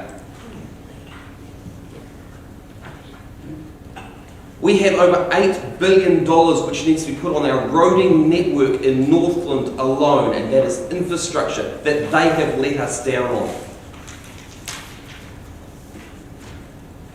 So turning around and saying to our ratepayers who have just gone through COVID, who are hurting, really hurting, and saying to them, yep, we're going to do this, cool. I appreciate the staff's time and energy. I may not agree with all of them, Dominic? but I appreciate the time and energy that the staff have gone through to try and massage this to the best possible case to get everything that majority of you want. And I'm frustrated, yes, that they haven't included things that I wanted in there, because there's things I wanted out as well. But that's life. And I appreciate right at this present moment, this is a document which is going to go to the auditors and then go out to the public. And I honestly expect, if it's a desire from our public to have housing, they will come back to us and they will tell us quite clearly that they want us to invest in housing. And it may not be the figure that you're thinking, Councillor Peters. It may be a lot more. But we have to provide that opportunity for our public to have their say. And right now, we've talked a lot about all the document as it is. I am concerned with the document as it is. But I know the hard work of our staff have been through it, and they have tried to portray what we've wanted. What should I say? What the majority of you have wanted at Barge Park. So look, going forward, right now we need to be focusing on getting this document through to the auditors, because I believe, Madam Chair, that this is really the last moment that we've got to get it through the auditors. There isn't another day we can put it off, is there? So we are at that point. So the document's there, it's finalised at this point, it's going to come back from the auditors, and it's then going to go out to the public. Let the public have their say, and they will tell us what we've done wrong. I will speak about the the amendment, which does have a motion. The reason that local government is into providing pension housing is because the government subsidised it some time ago. We are one of the few councils who do continue to provide it. I do believe that if we are to have an impact on the pension housing stock, we have to ask government. I do agree that if there is money in the budget, it helps. But I believe that the resolution that we have, the motion, in number 4, it talks about endorsing the word in the consultation being fleshed out to provide a clear signal to government on council's willingness and desire to collaborate. That is where we will have the most impact. Somebody mentioned about if we vote against this today, it shows that we're not supporting housing. That is totally unfair. I believe that however people vote today, it is about whether or not we are making a change to the draft consultation document at this late stage in the game. It would not be fair if people vote against this amendment to say that they're against pension housing, because clearly we do have pension housing and we are investing, I would say, $5.117 million into the assets that we already have, not nothing. We're also investing $56.8 million in seal extensions, which used to have a government subsidy. It doesn't have it anymore. We're choosing to do that. So we've got that option. But I believe that we have power to go to government and say, we need to provide more housing in our district. At Barge Park, we talked about housing. We talked about the impediments to getting housing built in our district. It was not specifically about pension housing. Pension housing has come down the funnel because that is what the game that we're in. So fair enough, we may need to increase it, but we need to leverage government. So we, the other day, were told about the huge number of subdivisions that are happening in our district. Enormous growth in the capacity for people to build housing. Government has a part to play, the private sector has a part to play, and that's where I believe that we need it. We desperately, look, at this stage, I absolutely support the provision of social housing for people in our district. But today is not the day to change the budgets without any additional information. So I will be voting against the amendment, but I do not want anybody to say that it means that I'm against pensioner housing. Councillor Cutforge? I haven't spoken to the amendment, I spoke to the main. Correct. So I'd quite like to speak just briefly to the amendment. So, I mean, I'm pleased that Councillor Peters was able to bring this. I hadn't expected it would be possible, so I spoke. And I only want to make a couple of comments that I didn't make before. Just to remind people here, and it's been a really good debate, and it's a debate that we've been needing to have, I think, so I don't actually think it'll be a big surprise for the staff that we're actually at this point. Just a couple of things. Just our own pensioner housing policy, quote, assists council to fulfil its long-standing commitment to providing housing for elderly residents. In our document, we talk about council is committed to providing appropriate pensioner housing. Just answering something that Councillor Reid mentioned, and I smiled at him across the table. You know, Mrs. Brown in Kite Street gains very little from sports fields, gains very little from other things that other people really enjoy. But Mrs. Brown in Kite Street, in her own house, pays rates that contribute to the general well-being of all residents and all ratepayers. So the services are shared, I guess. Just like we have intergenerational things. I may not benefit in the future from a conference centre, just as an argument's sake. But I know, you know, hopefully, or a theatre, let's say theatre, it's probably safer for me. But, you know, hopefully my grandkittens, my grandnieces will benefit in the future. So we look at things for all people, and we contribute for all people. And this particular group of people is one of the people we contribute to. I'm fully in support of going to government for funding, but I also think that we are financially in a position to do it ourselves. And if we have money in the budget, then we have a lot more leverage to go to government and ask. And I also really support things like the Say-Also model and some of those other models, newer models of housing that are coming through, that are going to reflect where we want to be in the next 10 years. So I just want to speak in support of the amendment. Thank you, Worship. Everybody has spoken to the amendment, so I will put the amendment. No, there is no right of reply to an amendment. Division. And Councillor Cutforth has called for division. So those in favour of the amendment, please raise your hands. Councillors Connor, Peters, Pulse, Murphy, Golightly, Cutforth, Benny and Cooper. Those against? Councillors Cockerillo, Reid, Innes, Martin, Deeming and Her Worship the Mayor. On my calculation, the amendment is carried. It becomes a substantive motion. So, councillors, any discussion on the substantive motion? Oh, yes, Councillor Murphy. Thank you. Well, first of all, I just want to commend all the immense amount of work that's gone into the preparation of these documents. I know everybody's already been sitting here for a long time, so I will try to be brief. But I think this is very, very important because although it will go out for consultation, the basic building blocks probably won't change a huge amount.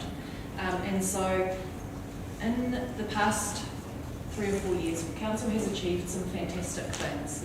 My main concern, my main reason why I have stood to speak is because, and it's not a pet project, and I think that when I talk about climate change, councillors around the table have to acknowledge that this is not Councillor Murphy standing up talking about her pet project. This is an incredibly, incredibly serious issue that our council is dealing with and really needs to show bold leadership, I think. And we have included in our draft of this long-term plan $3.7 million over 10 years, which is $370 a year. We will be looking at climate change risk assessments as part of that. But I am speaking to the fact that, and I'm questioning, have we been bold enough? Is this plan what we need to prepare for the huge impacts that climate change will be facing us with over the next 10 years? I mean, you just have to look back at the drought of last summer and the floods of July. And I don't think that this plan is bold enough, and I'm only one of 14. And I remember at Barge Park, I think I was the only one who put climate change on the board at that time. Since then, of course, you know, we all acknowledge the seriousness of the issue. And when it goes out for consultation, I really hope our public take the time to speak up, because I know I represent many of them who would like to see council do more, show more leadership, be bolder, take more action. When you look at Auckland Council's Climate Change Action Plan, they have committed to halving their emissions by 2030. So their long-term plan has funding in the plan so that they can implement the actions in their climate action plan. Unfortunately, we're a little bit behind.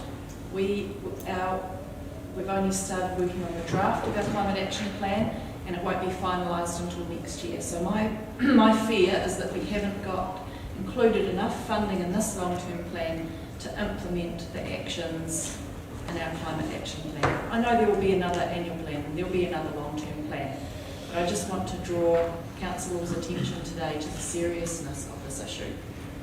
I mean, we have done some good stuff. We have installed 6.6 million LED lights. We have invested in our walking and cycling options. We're designing a new energy efficient green council building. And so in our projects, we are looking at climate change. But I seriously think we need to wake up. We're in a climate emergency. We need to wake up. We need to do more. And when we go up for consultation, I really hope that the community step forward and indicate to us, demand of us, real leadership and real vision. I know we all care about our district, so I'm not quite sure why, you know, it's kind of a business as usual budget. You know, when you look at the budget we've done, we're doing our normal, you know, intersection upgrades, road sealing, resealing, and those are important things. We need to get our people safely around our district, but we really need to get serious about climate change. Thank you. Thank you, Councillor Murphy. Councillor Innes. Thank you, Your Worship. I'll keep it to a reasonably general level. First of all, I'd like to acknowledge staff. I think that we've been through a long process of involvement, engagement in putting these documents together, and it's been appreciated, the information that's been put in front of us, and I'd also just like to acknowledge the facilitation provided by yourself, Dom, in this, because it's something that has gone, I think, reasonably smoothly. It's something that we have had good discussion, and yet we come today and we find there's still change. But I'm mindful that this is really going through to Audit New Zealand for a review. There is, of course, a consultation document that's going out for discussion, and I think housing will be a key point in that, and we look forward to that. But we've got an ambitious plan here, and it's something that Councillor Hulse has always reminded us of. It's the whole question of capacity and carry forwards, and so I'll be keen to see what comments Audit New Zealand has in terms of our capacity to be able to deliver what we have in front of us. The other thing I would like to comment on, and this is really my third one in terms of a long-term plan, really is I've been pleased with our ability to build some flexibility into this plan. I think by having programs has been excellent. It's really been the ability, we've been hamstrung by being too prescriptive in previous years, by listing individual projects. By actually having programs, it gives us the ability to be able to at least try and minimise Councillor Hulse the carry forwards. I see that we have continued growth, and listening to Councillor Coccarello there, and it's one that we do see that we are the largest district in New Zealand, and we will be to 100,000 population next year. That's a significant milestone, and it's one whereabouts every month we have the building statistics coming through, and I'm always mindful when looking at those statistics of the growth that's happening, but I'm also mindful in terms of the demands it places on staff and the capacity of the organisation to be able to respond to growth in a more proactive way where possible. I feel that the uncertainty of COVID has been one that has taught us a lot of lessons.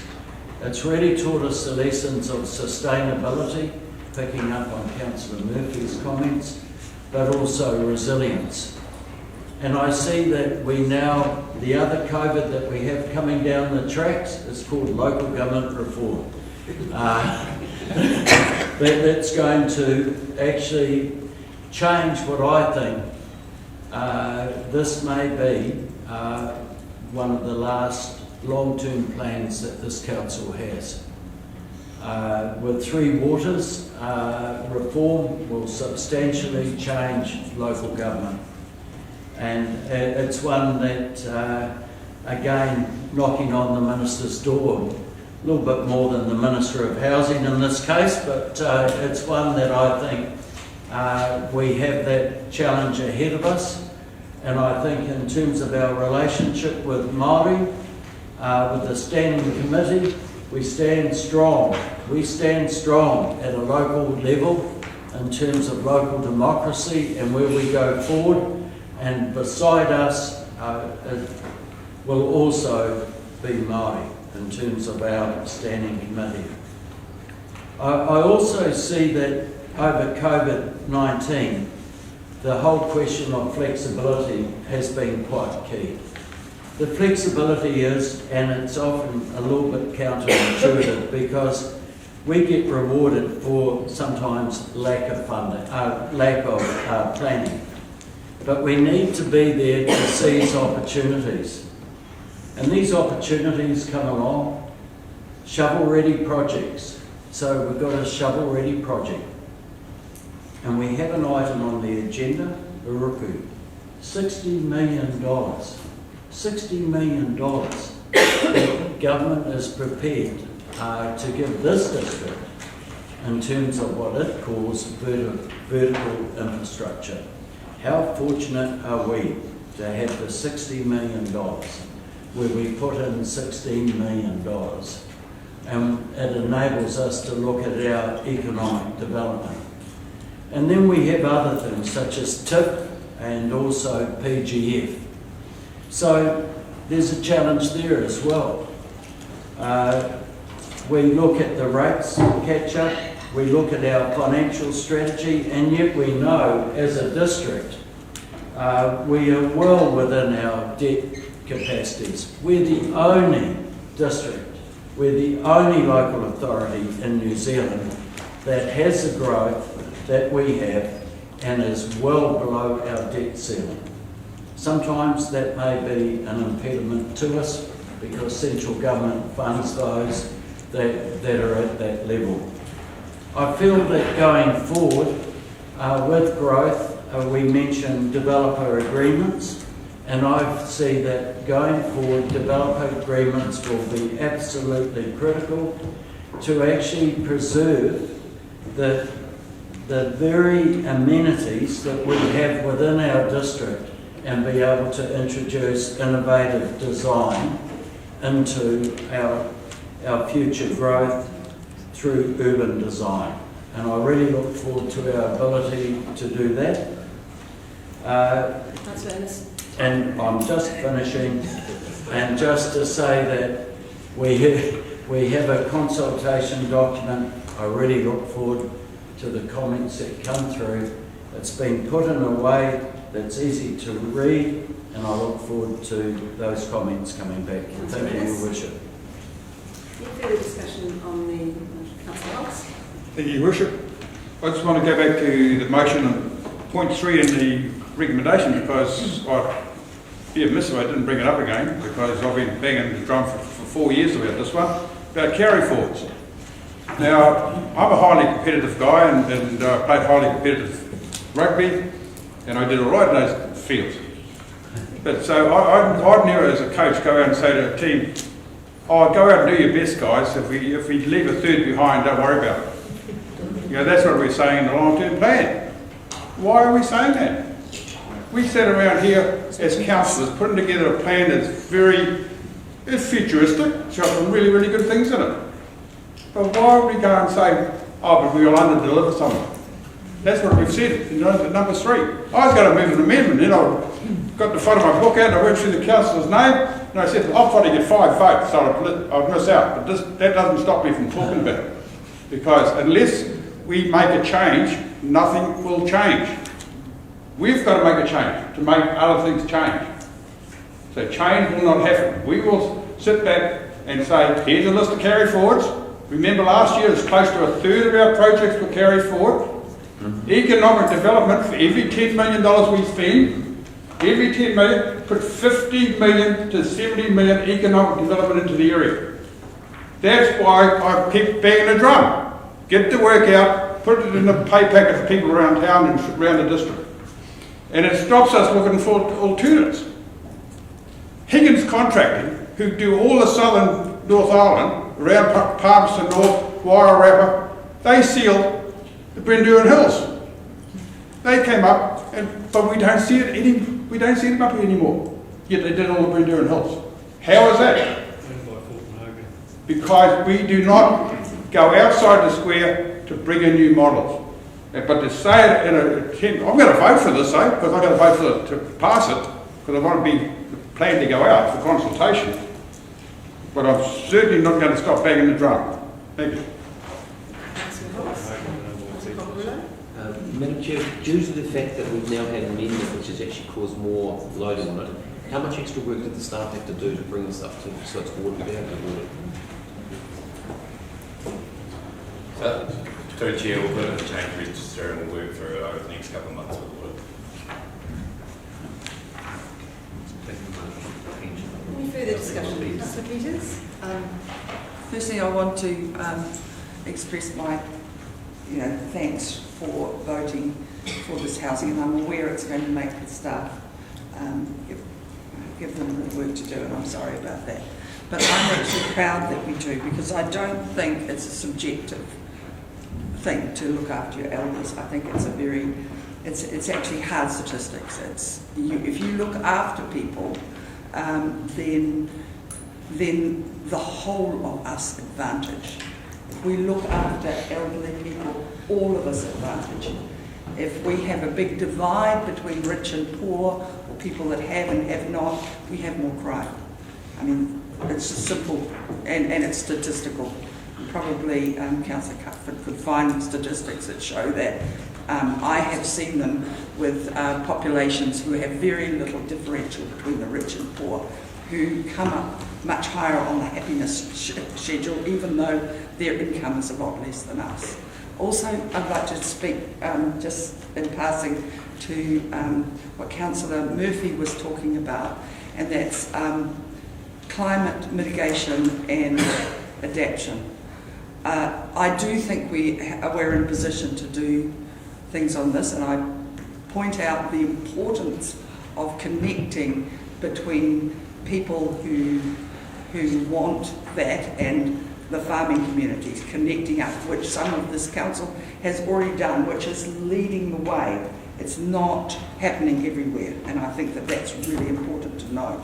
I also think that we have this year, and we will over the next year, make Whangarei a better place to live, just by our actions. I have hope for that, and I think some of the projects that we're proposing, or we are in the process of developing, are just going to see a blossoming of Whangarei.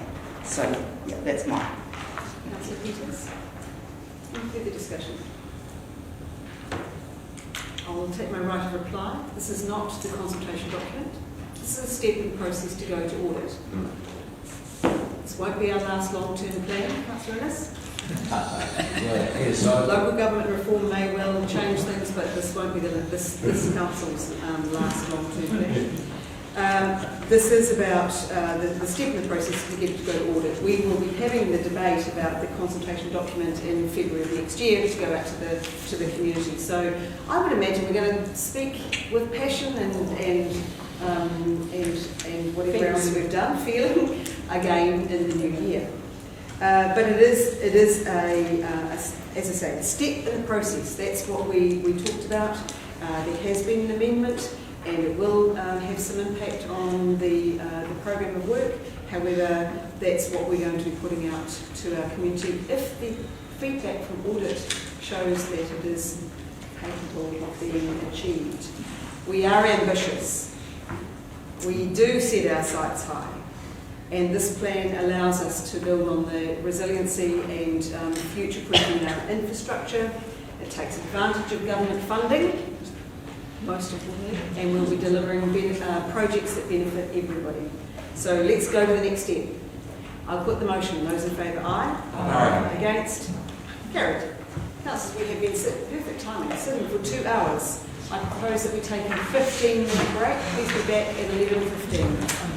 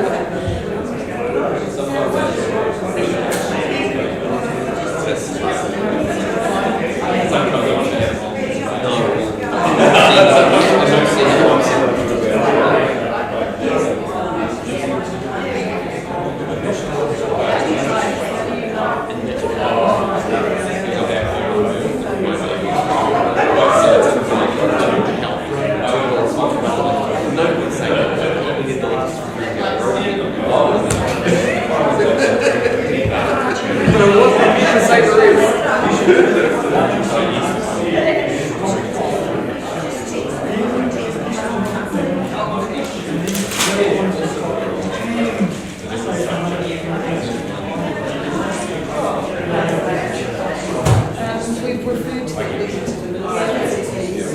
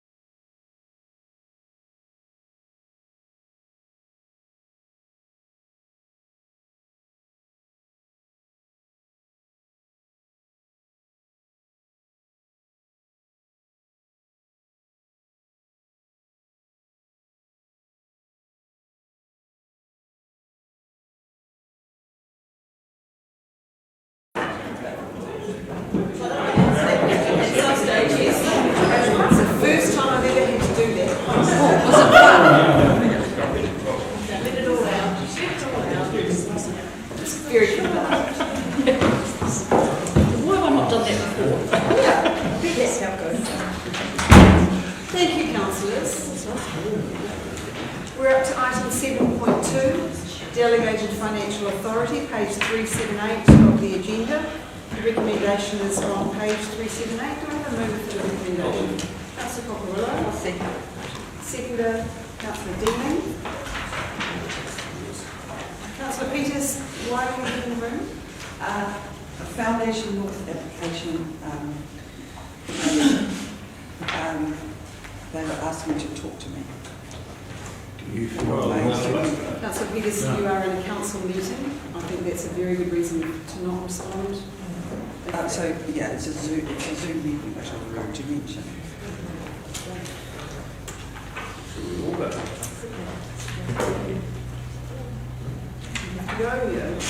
I am very disappointed.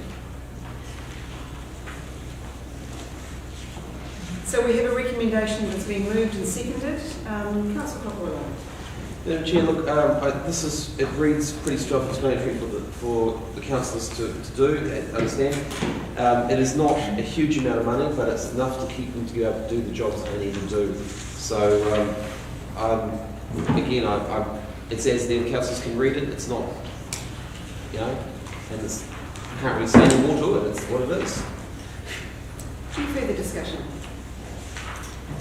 I agree this is a necessary operational requirement to achieve the best use of the abilities of elected members and staff to promote efficient and effective decision making.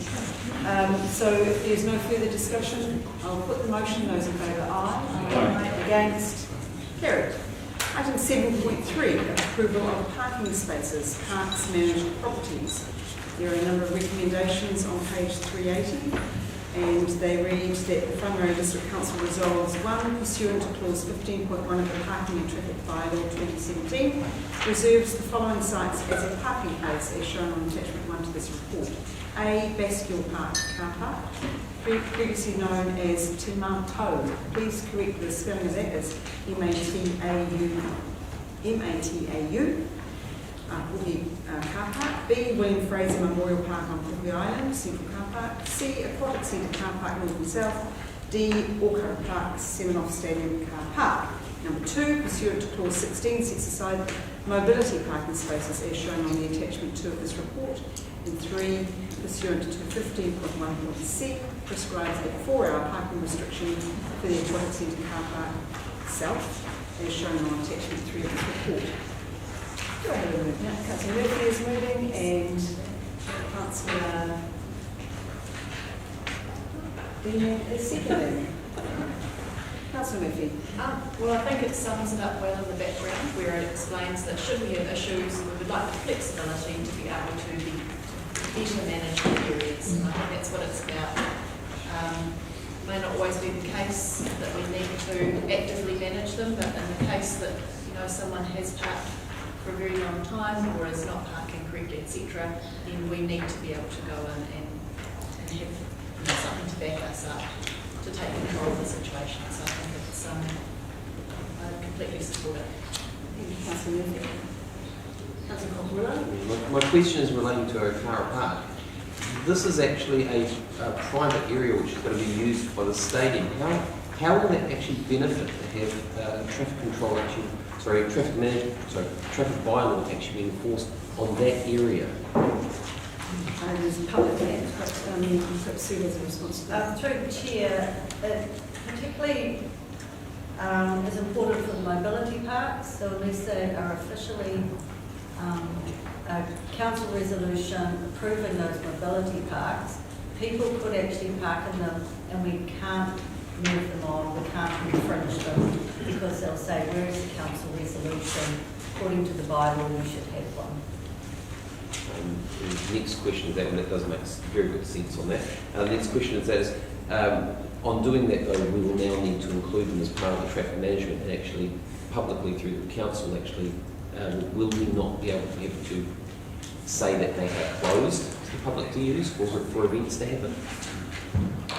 Through the chair, there's no change to those ability to close car parks for events. It's just that if there are issues that can be managed under that bylaw, we have the powers to manage those issues.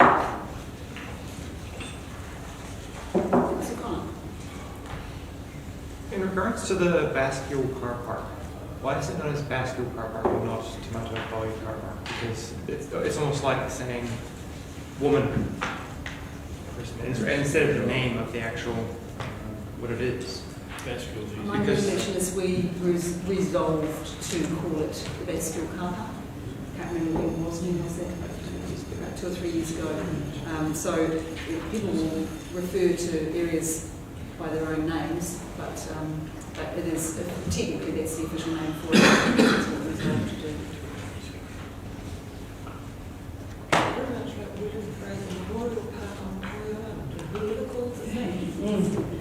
Any further discussion? Councillor Holtz?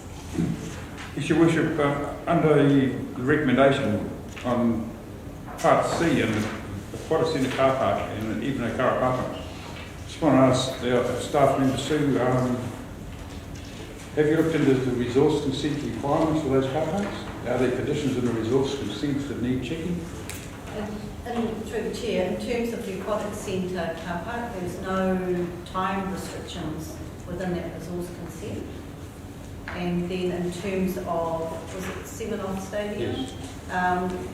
The original plan that was lodged had those mobility parks in it, and it's just saying that it's officially a parking place under the bylaw, so it has no impact on the resource consent. So, Your Worship, if you look at the aquatic centre on page 384, if you go down the driveway from Ewing Road, to your right-hand side is basically the considered car parks for the aquatic centre, and the rest is public car park on the left. So it could be an overlap, but anyway, I'm pretty comfortable with what you're trying to do here. As long as we don't have a... Any further discussion? Councillors, I'll support the recommendation mainly because if you look at the risks in item 4.4, our parking and traffic bylaw doesn't automatically cover non-roading council-owned property. So we have car parks on areas that council owns and administers, but they're not classified as roading, so therefore they don't fall under that the authority of the parking and traffic bylaw. So we need this resolution to ensure that we can enforce any inappropriate parking. We're not adding any new or taking away any car parks in this area. These are already formed, they're marked, and they're, in my understanding, well respected at the moment. But it just does give us the ability that if an inconsiderate person chooses to park in a space for too long or in an incorrect space without a mobility sticker, then we can enforce it. Councillor Costello, any right reply? No, I didn't move it, Madam Chair. Oh, why didn't you? Councillor Murphy who moved it. There you go. That'd be way over. Right, Councillor Murphy, we should right reply. I beg your pardon. We'll put the motion, those in favour, aye. Aye. Against? Carried. Lovely. Thank you. Item 7.4, Te Hape Road property sale. The recommendations on page 394. The recommendations are that the council declares the balance property at 42 Te Hape Road to be surplus, authorises staff to offer the property for sale to the open market, and 3, authorises the chief executive to enter into the necessary agreements on behalf of council to complete the property sale.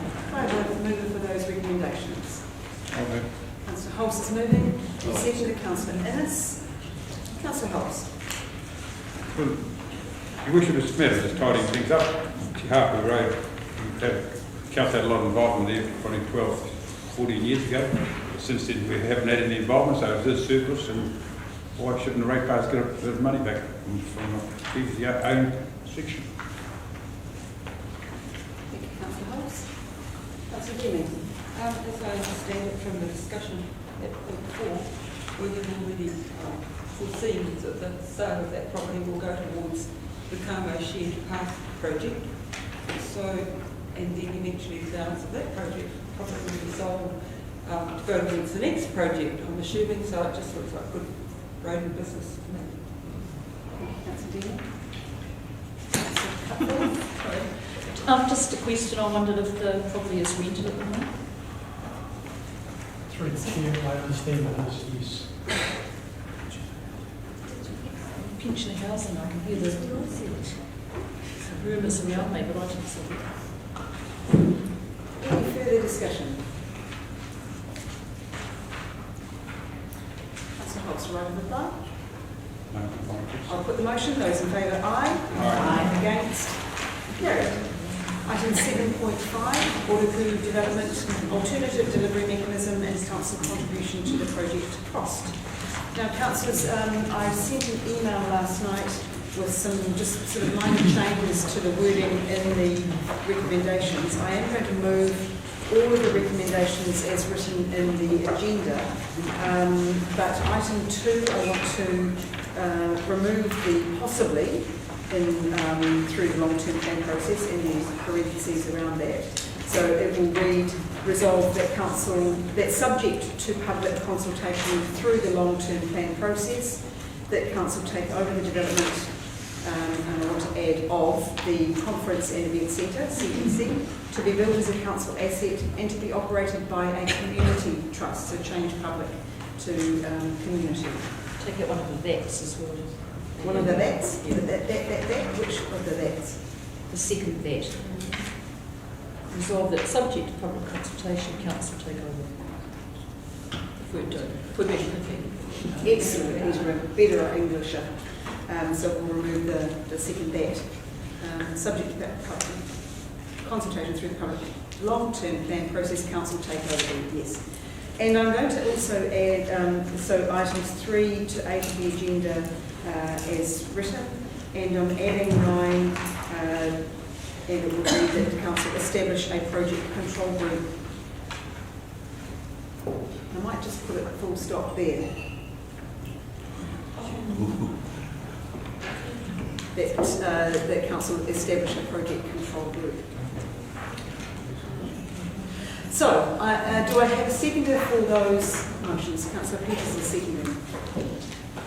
Councillors, as you're aware, we have had a very active group in the community looking at a proposal for a development on Riverside Drive, commonly known as the Oruku Landing. And they got feasibility funding through the Provincial Growth Fund, and which the results of that show that the project would be feasible to construct an entertainment centre, a hotel and apartments on land on Riverside Drive. Part of the feasibility was looking at including a conference and event centre, which would provide the ability to have that facility available to our community. The proposal that went to the Crown Infrastructure Partners included investment from local government, and the proposal is that $60 million of government funding would come to the project, with the proviso that there was central and local government funding. And through negotiations through both the Northland Regional Council and our council, we have resolved to include the funding in our budgets, which are included in the consultation documents that we approved earlier. At the time, we also, the Regional Council had some criteria for their involvement to go through to consultation through the long-term plan. They had agreed that they will be funding the fit-out up to $14 million, but they have some recommendations that it is contingent on our council being controlling the project. We have discussed that as because one of the aspects of, you'll remember in our resolutions back in the 4th of August, we resolved to support the project, but we said specifically that we wouldn't be offering any underwriting, and that meant that the requirements from Crown Infrastructure Partners were not met. Subsequent to that, there have been discussions around how we could progress this project to the consultation with our community for council's investment in that. And the best option for the risk, if we were to cover the underwrite, the best options that we agreed to was that the council would take it over as a project and construct it, and then have a community trust to operate it. So we have been working on that as to put out for consultation to our community, to support the project for the infrastructure around it, but also now to have control of the construction of it, which means that we will be building it on behalf of our community, and it will be operated by a community trust. The Crown Infrastructure Partners, my understanding is that they are prepared to continue to invest the $60 million of taxpayer money into the project with those criteria. The main thing that they were wanting to ensure was that there would be an underwrite of any cost overruns. And from my perspective, unless we are in control of that, the risks could be something that we didn't have control of. So that is the direction that we have been working toward. As you know, there has been quite significant input from the private sector into this area, and they are wanting to continue with the project, and we're checking with audit from a probity perspective whether that is feasible, and we're waiting on feedback from audit around that. I do know that there is great interest in this project and support for it, but there's also concerns for it, and we will be highlighting those when we go out for public consultation. And that's why part of the resolution is to establish a project control group. There is definitely an appetite for that to happen quickly. I'm not proposing that we name the members of a project control group today, but that it gives an indication that we are wanting to have a group of councillors who are involved and get deeper into the detail, and that, you know, the beginnings of that could happen quite quickly. I think that's sufficient. I'll open it up for debate and see how we get on. Councillor Murphy. Just a question. As far as the design of the building, because I think the idea of council taking it over as a project in my mind is a big tip, because I think we run a very good project when you look at what we've done with other projects and, for example, what we're doing with the Civic Centre. So my question is, how far along is the design of the actual centre, and how much influence could we take from our learnings about energy efficient build, etc., to influence the design of this event centre? My understanding is that it's at concept stage at this point. I'll just check to see if our staff members know anything more about that. Through the chair, it currently is at concept stage, and I guess the final design, the detailed design, would be subject to whoever's in charge of the project, but it will be obviously contingent on budget as well. Okay, so I'm hearing that then there's still opportunity for council to have input into the design features, such as eco-design features, etc. Within the constraints of budget, yes. Yes. Okay, thank you. Councillor Innes. Thank you, Richard. Firstly, I'd just like to acknowledge the work that's been undertaken on the project through the PGF, and that earlier item in terms of the long-term plan. It's just, you know, we've got to a stage where we have PGFs and we've got CIPs, shovel-ready projects, and it's enabled us really to take opportunities that were never there before.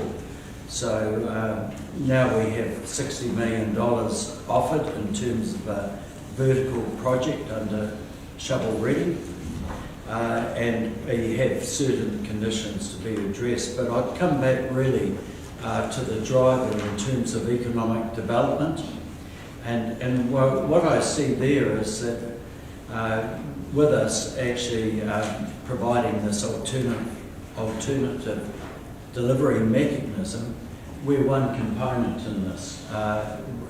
We're involved with the conference and events part of it, but I'm pleased to see that there's a hotel and there's inner city living proposed in terms of apartments as well. So it meets a number of our directions in terms of our city centre plan, and looking at the regional council really requiring the event centre, if I call it that, conference event centre, and the hotel to be put in at the same time. So I feel that we really, it's not a project in isolation as such, it's very much there alongside others. And there are the provisions in here that we look at in terms of going out for consultation. Hopefully that we will get a good discussion on that. The land purchased at a market value is critical. the NRC involved with $14 million in the fit out, and our own council looking towards infrastructure around the development itself. So 60 million in terms of the events and conference centre, and then this council providing an amount for supporting infrastructure. Moving through into the council control group, I think that going forward, this is the only way. It's the only way that we can try and minimise risk in this. And given the benefits that we have, I'm in support of the motion that we have in front of us. Thank you, Commissioner. Councillor Peters. Currently, the investment from this council is really in paying for the boardwalk and also taking over the management of the centre. It may have longer term implications for funding, but that's the reason I support it, basically. Councillor Peters. Councillor Cutfield. Just two questions, Your Worship, if I may. One, I note one F in terms of the viability of the hotel, etc. But my question is, what guarantee have we that a hotel will be built alongside the conference centre? That's my first question.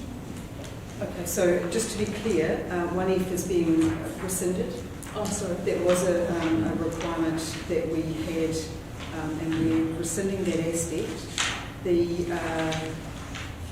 My question stands still. Yeah, sorry, exactly. Apologies. And there was definitely that intent, was that the project were, all three components of the project were happening. And that's, what guarantee does this council have that a hotel will be built alongside the conference? It is my first question.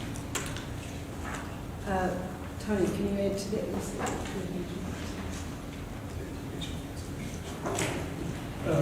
Through the Chair, it's my understanding that, without wanting to pass the vote, the Chief Executive may have the most recent up-to-date version of where that's at. But my understanding is that there's a high probability at this stage that the hotel will be built at the time, or certainly pretty much contemporaneous to the building of the conference centre.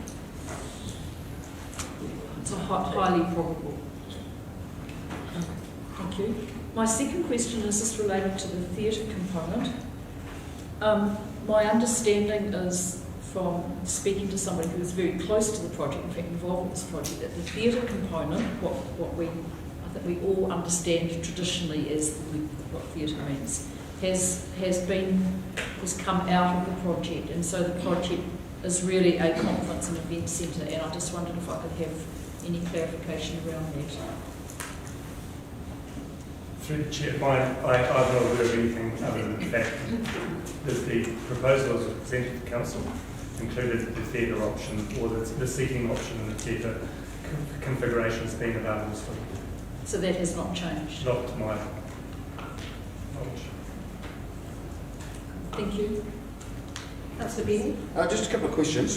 Firstly, I believed we already had a resolution that we would establish a working party, and I see on page 401, note the council will consider the establishment of a working party at the November 2020 council meeting. And I think at November we passed that resolution, I believe.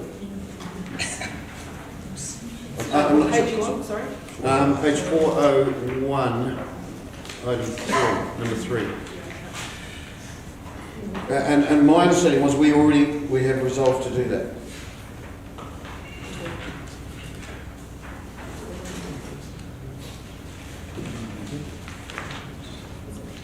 That if you note the resolution considering the establishment of a working party, this is a renaming and the establishment of a project control group, so they complement one another. Okay, I'll go with that. A project control group, can you explain to me what that is? What you envisage that will be? My understanding when the Tomato Apuri bridge was constructed. There was a group called the Project Control Group. I'm now looking to Councillor Thompson Martin, as opposed to a working party, because it is a council project. It is the governance aspect of looking at the project, just ensuring that from an operational perspective we're looking at the risks, the opportunities, so it is that governance level for a working party, as opposed, a project control group, as opposed to a working party who will just be working. Okay, happy with that.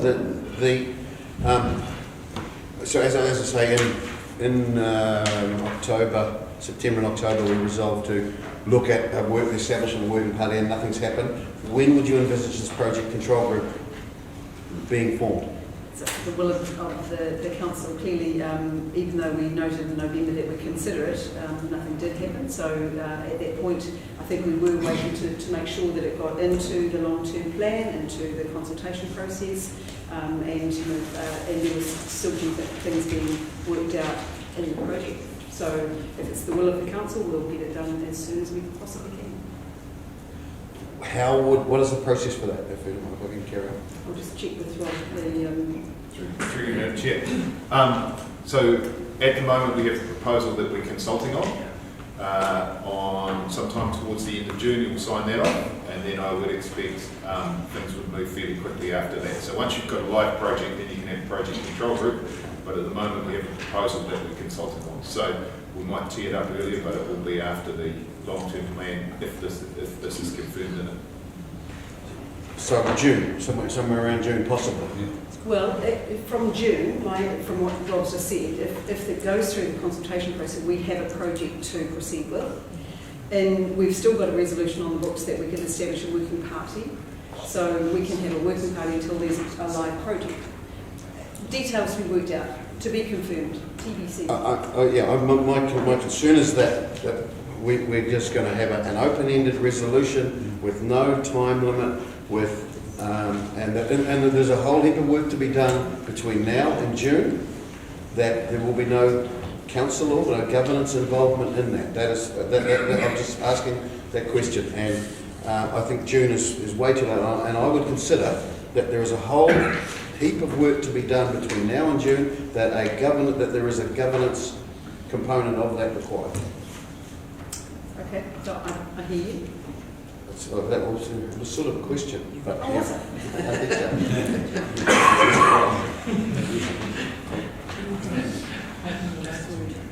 Wasn't it? Would it not be? Do you agree? I would be interested in, as people debate the issue, to have their input into that aspect of it. So I can get a sense of where each. I've now got your position. It would be helpful if councillors in their debate give us a sense of their appetite for that. Sorry, just one other question, and I just asked it before. The process of that, is that a resolution or is it an appointment from you?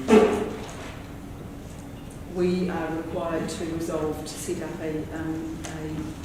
either a working party or a project control group that would require council resolution naming the elected members on the board, which has been done. You'll recall in the previous term of council we did have a working party which had, I think, 3 or 4 members.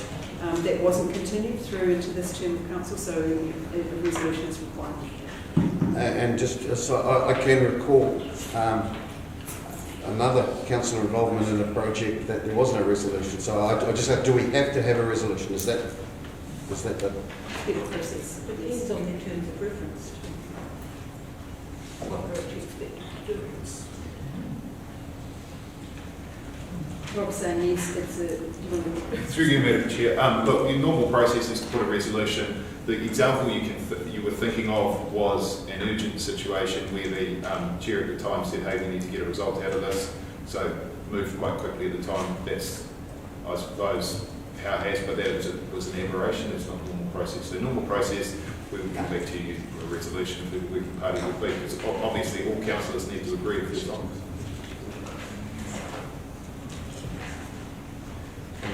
Rest for now. question for you, Madam Chair, that in relation to item 6, it states that we're at least 17.66. Now I can see in the item where it says why we've said 17.66. However, the previous motion was actually 22.85. Are we still committing ourselves to 22.85? The fact that we are rescinding that motion takes all of those criteria away, and we are agreeing to the Crown Infrastructure Partners requirement for that minimum of 17.66. I'm not saying that that would necessarily be the total amount invested, but we're not including the other parts of the resolution. Okay, just for clarification then, because the way that the motion was originally worded was actually itemising out what our spend was actually going to be, whereas this is not actually itemising it out at all. This is actually stating an amount.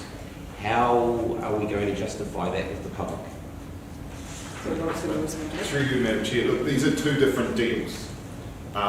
Sorry, I just have to correct you, Councillor Peters. The previous version that we were looking at in August had us paying for a whole lot of public infrastructure, right?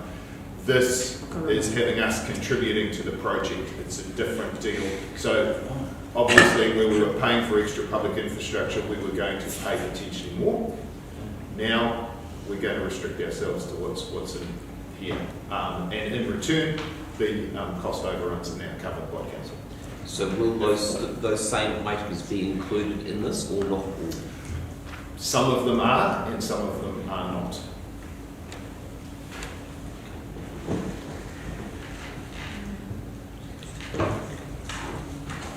Councillor Martin. Yeah. Question. Crown Infrastructure Partners are going to give 60 million, which is everyone's blinded by the dollars, a maximum of. Northland Regional Council are going to have a fit out of a maximum of $14 million. Who pays for the overrun on that if there's money? Is that covered in the next line?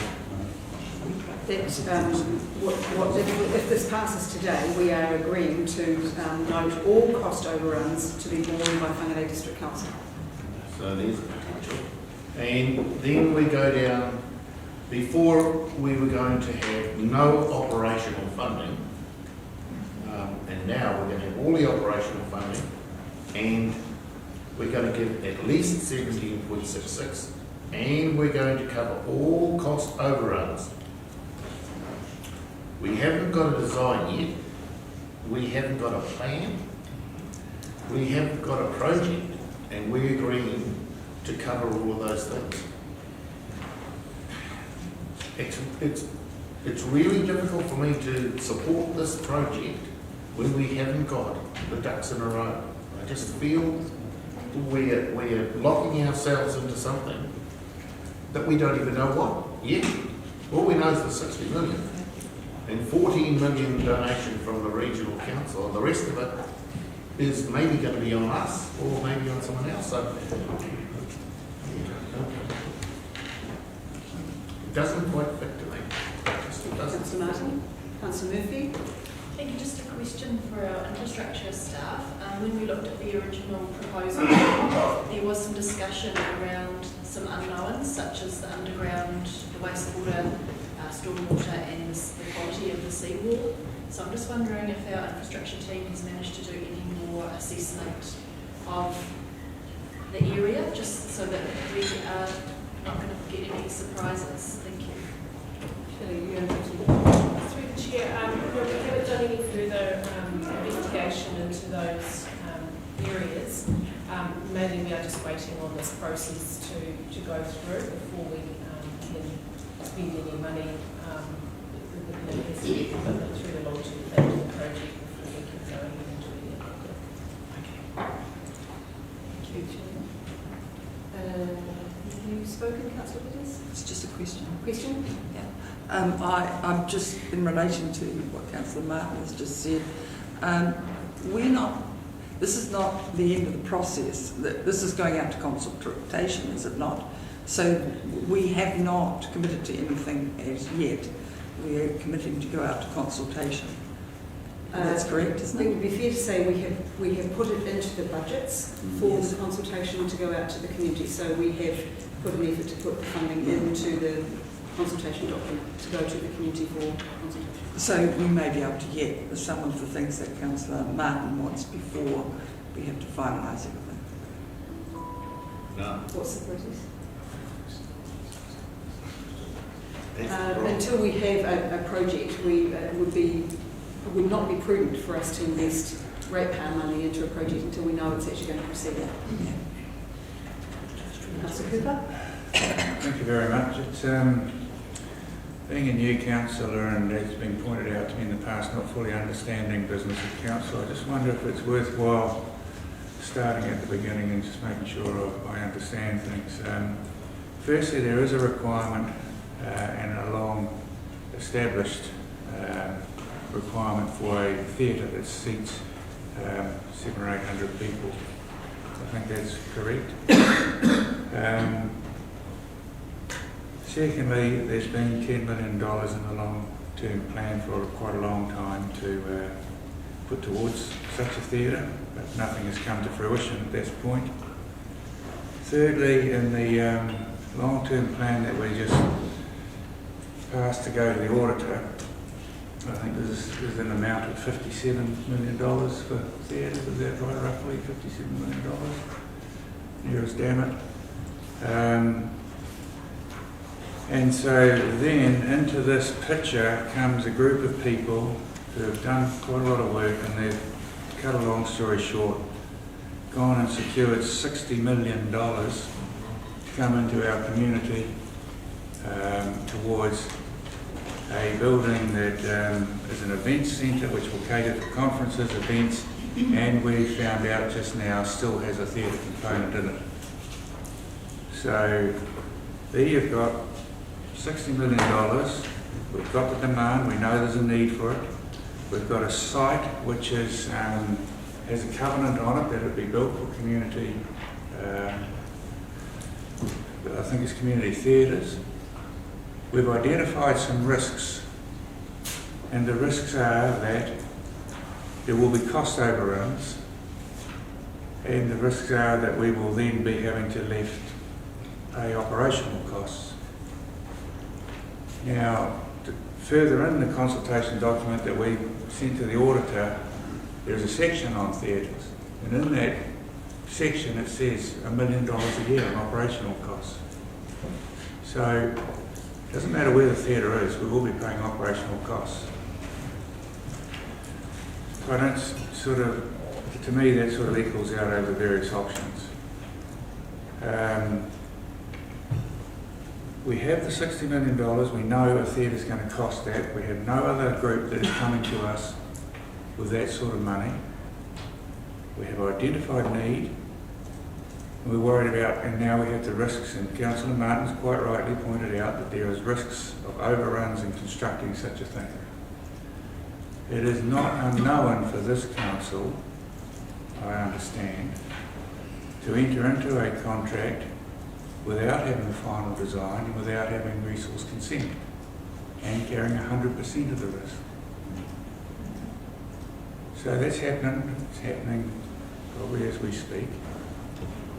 And yet here we are, we want to do this now. In item number 5, there's a mention of this construction company.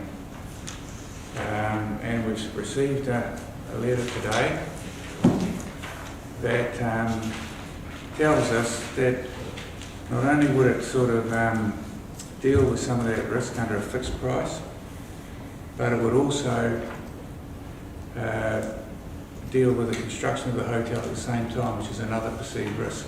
Well, no, it's genuine risk. It's people want to know that that's going to go ahead. So you've got $60 million plus 14 from the regional council, 17 from us, plus whatever that hotel's going to cost. We're probably getting up over $100 million bucks. I don't know. Let's just say it's $120 million worth of infrastructure to be built in our town, of which we, as a council, have to put in $17 million. To me, in my humbleness as a first-term councillor, I struggle to see why we wouldn't be pretty enthusiastic about that. And so I very much support this council getting involved. I support the formation of a working group, and I think I very much support it going out to consultation, because I am sure that the public of this town will be very pleased to hear these sort of facts and figures, and make sure all the facts and figures are out there so that people can have their say on it. I note on page 400.4 that the final approval is subject to a determination by council to proceed with the above infrastructure contributions after the outcome of consultation is completed. So, you know, let's move ahead. Thank you. Councillor Cooper? I would like to make an amendment if I could. You asked questions before, I will allow an amendment. So, item 9, I would like to establish a project control group by the 12th of February 2021.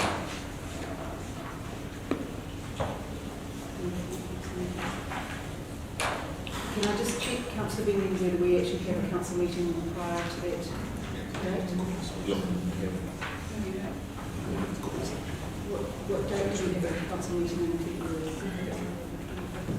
Are you prepared to make it the date of the council meeting? It's a by date rather than on date. Yes, but there are no scheduled council meetings between now and the 12th of February. I can do what, sorry? I had a look at my diary. So, I'm prepared to go the first week back. You wish I have to be down February. Excellent. What's the meeting on the 11th of February? With the structure. Yeah, infrastructure on the 11th. We've got. It's not a council meeting. Okay. By the end of February 2021? Yes. We have an amendment that council set up a project control group by the end of February 2021. Do I have a second for the amendment? Yeah. Councillor Cockerill, seconding. I think Councillor Higginson, yes, she is. That's the amendment. Yeah, so, and I'm not going to cover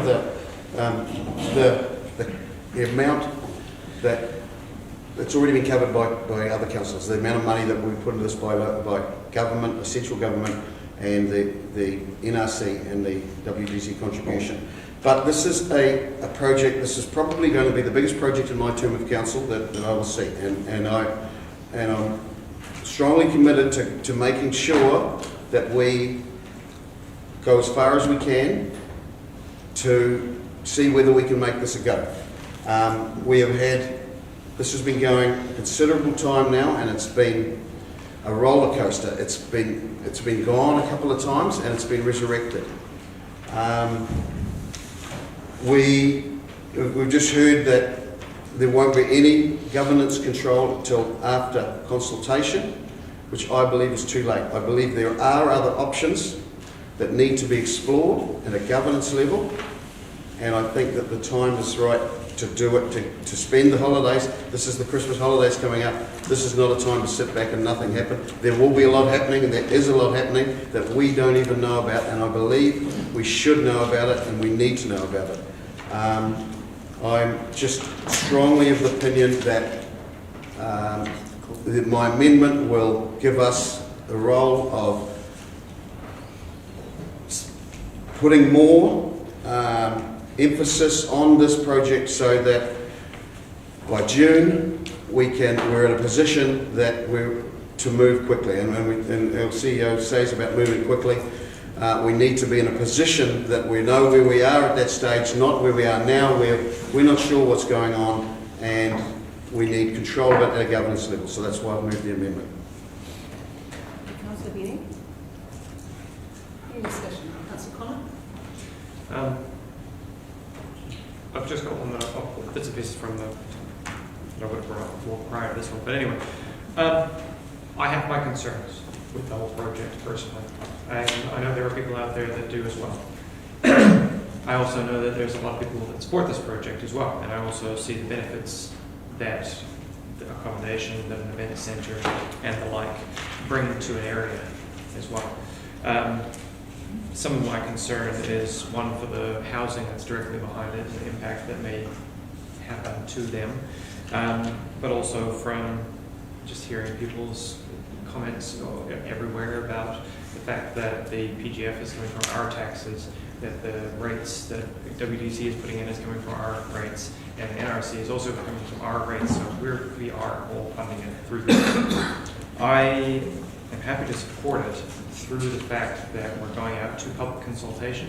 I would encourage the people, everybody, to allow us to know what their feelings are. I don't feel comfortable doing it without it because it is such a large sum of money, and we're not comfortable dealing with other waste issues and other housing issues and other things that are much higher priorities to some people than a hotel and an event center.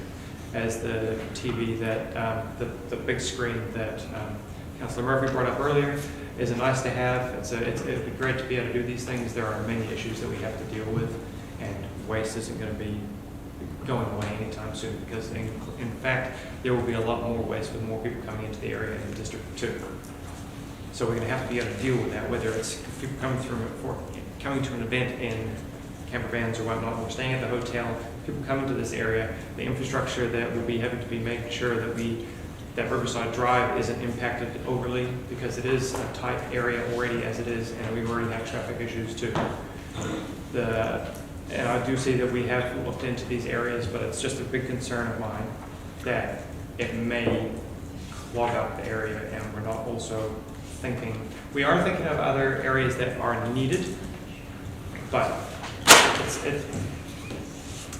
to me, there's other projects that are already on the go that could be supported otherwise, and as well as otherwise. But I'm supportive if the public is supportive.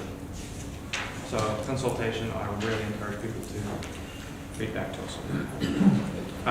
Sorry, one last little thing attached to that. Throughout the Civic Centre plan as well, we were given a brilliant demonstration of information of somebody has this fantastic plan to do this, that, and the other, with this, that, and the other, and then they showed up to a sports ground that is a metal box rather than the final design that was nice and pretty that it originally was. So I really hope that we aren't going to have cost overruns, as Councilor Martin was bringing up, that could potentially be, and we do get what we are after. Thank you, Councillor Martin. Councillor Lively, thank you, Your Worship. I support Councillor Benny's amendment, and I know people sort of hear a few councillors who say yes, but it's not going to benefit us locals.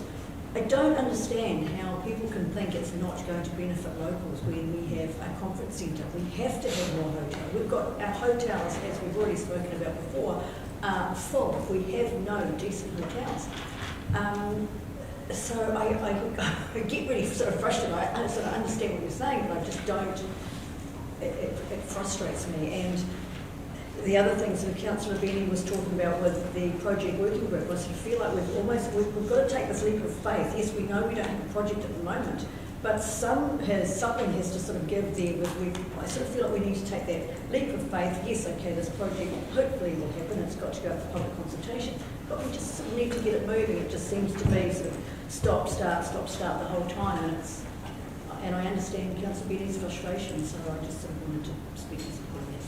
Councillor Gaillardy, question, Councillor? Yeah, question. Where in this recommendation does it mention a hotel? Somebody must have missed something.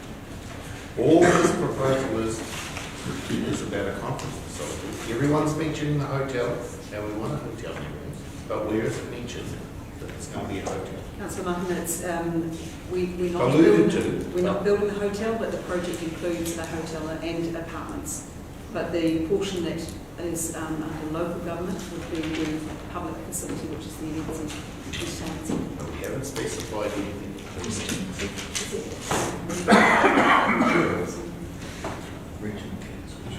My understanding, though, Councillor Martin, is that the Regional Council has that as a criteria for the funding. Councillor Cutforth. No, it's just a question not related to the amendment, not just a general question. In terms of the Regional Council resolution, they're saying that we agree that WDC will be responsible for the ongoing maintenance of the project. I just wondered how that aligned with the fact that we're looking at it being operated by a community trust. My understanding is that, for example, a community trust like the Whangarei Museum Trust are responsible for the maintenance of the collection and the facilities, and they come to council for grants. Is that a fair assessment? Through you, Madam Chair, that's a good example. The other one is the Northern Events Centre, where council maintains the facility and pays a depreciation on the facility, and the trust runs the facility. Okay, So it's so about we're making it talking as easy as possible for the trust so that it doesn't have to come back to us and say we need a new roof or something like that 20 years time. So the question Councillor Cuthbert had is the community trust going to be a CCO? I don't know what it will be at this point. That is not yet established. It may or may not be. I think the CCO depends on how many, if any, councillors are appointed to it. Do there need to be or not?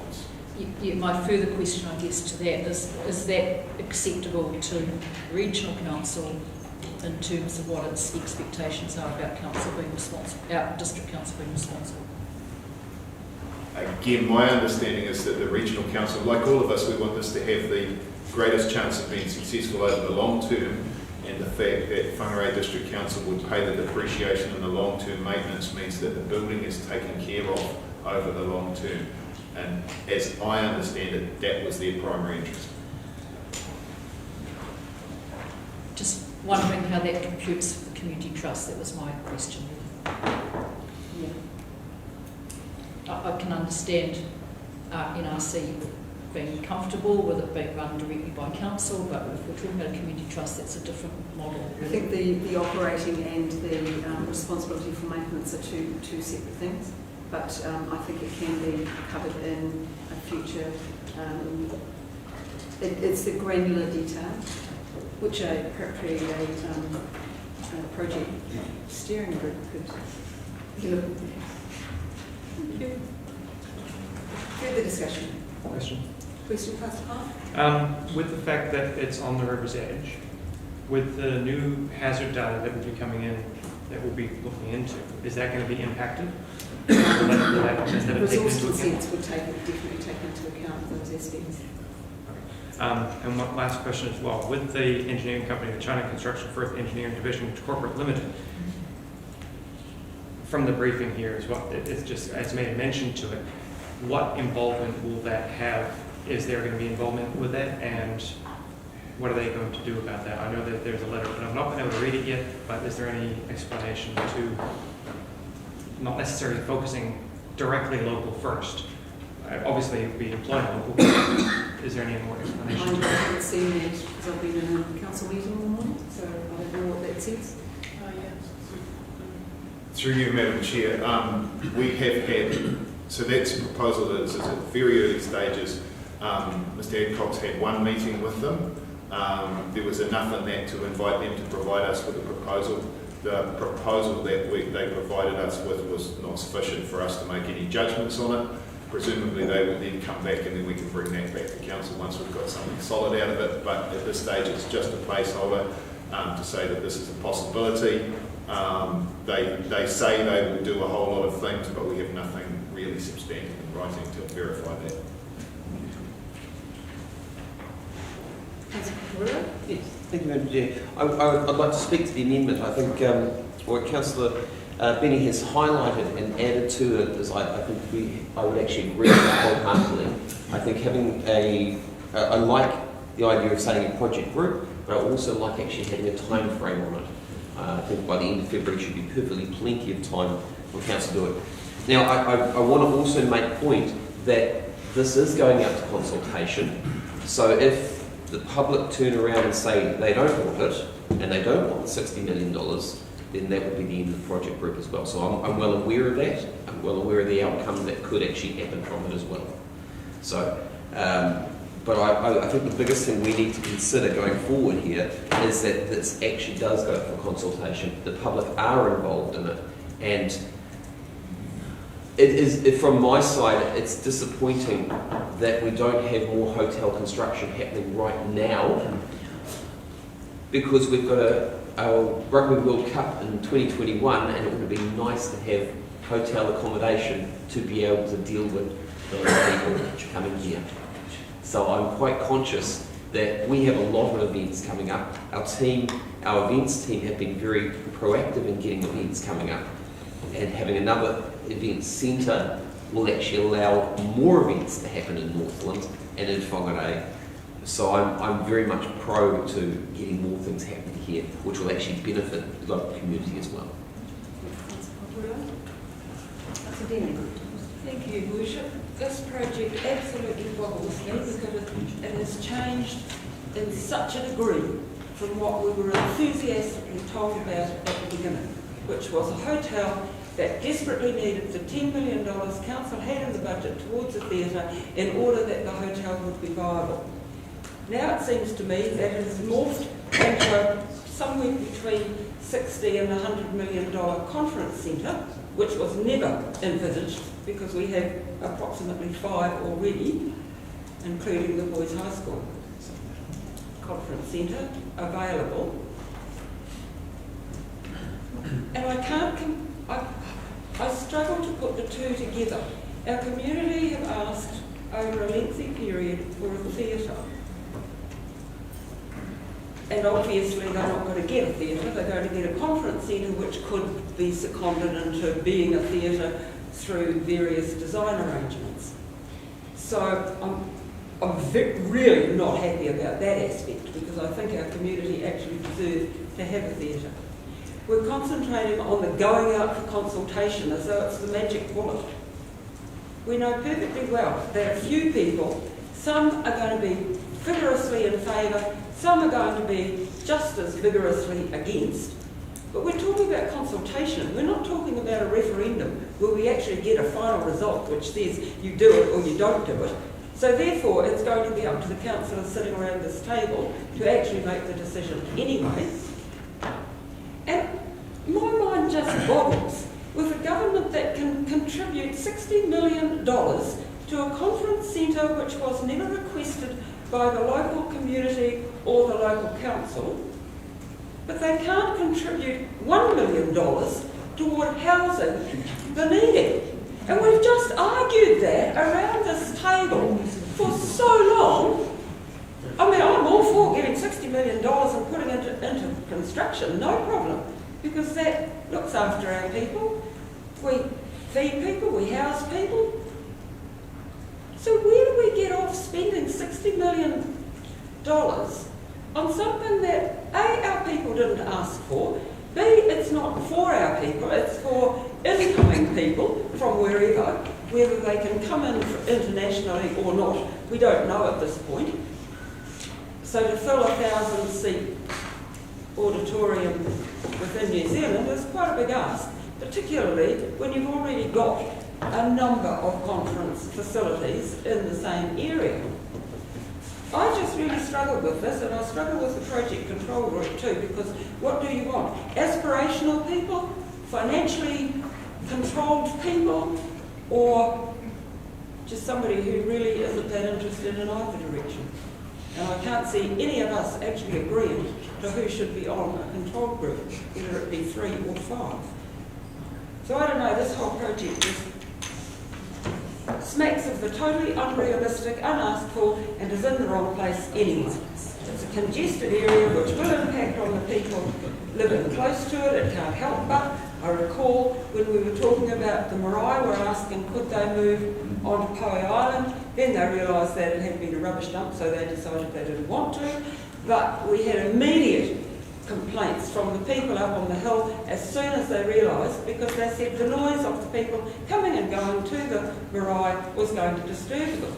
Well, presumably they get plenty of disturbance now from the sports park on Hikiawa anyway, but you've got all of those issues when if this had been, if you put a theatre in an area where it's not impacting on local people and there is plenty of room for car parking, it actually might make sense. And at this point, it doesn't make sense to me. Thank you, Councillor Gideon. Any further debate? Councillor Hobbs. Thank you, Your Worship. Well, I've been looking through this proposal and taking all the positives out of it. And if you look at it as a councillor, if you want to move forward, you know two things. If you float a big idea, the opposition comes out straight away, and 2, the rest of you struggle to get across the line. But when you open these new things, everyone loves you, because we had the foresight to do them. So we've got an opportunity here to take advantage of something that's reported in our papers today to say it's going to be 336 million in turnover, 107 million in GDP, 75 million in household income for the district, and provide 802 full-time equivalent jobs. Now that is why the government supports it, because that's their criteria. So I don't want to get too much into that. But what I'm speaking to support the amendment, because experience around the council chambers teaches you a few things. Is it a good way to do things and carry the people with you, or you do the other one and it becomes extremely hard? There's two words, there's 4 words actually I'm going to quote out of this agenda item, but there's 2 words missing out of the whole discussion so far, and I've listened to this about all the councillors. It's the words due diligence. Where have we said we're going to do due diligence on all the information we've got? As councillors, we take the rap of passing whatever we do in the council chamber. We're responsible for the budgets, not staff. We are, as councillors. They guide us. We are responsible. So out of the positive things that come out of here, how can we make it work is what I've been focusing on. So my vision would be to set up the project control group to work in parallel with consultation. So when the consultation comes back to us in May, we will have the councillors working group up to speed with all the answers we need to answer today's submissions. And that is a good parallel process. So if you do that, we don't have to wait till July, August, September for another working party to put together to catch up on all the points brought up in submissions. That is why it's being promoted to set up this group and set it up early. It's a good way to do it, because we're going to have to find some really good answers. The investments that are going into here, 3 bodies working together, it's probably the first time we've had 3 work together on major projects, and we need to support that, because it's the way big infrastructure is going to be funded going forward.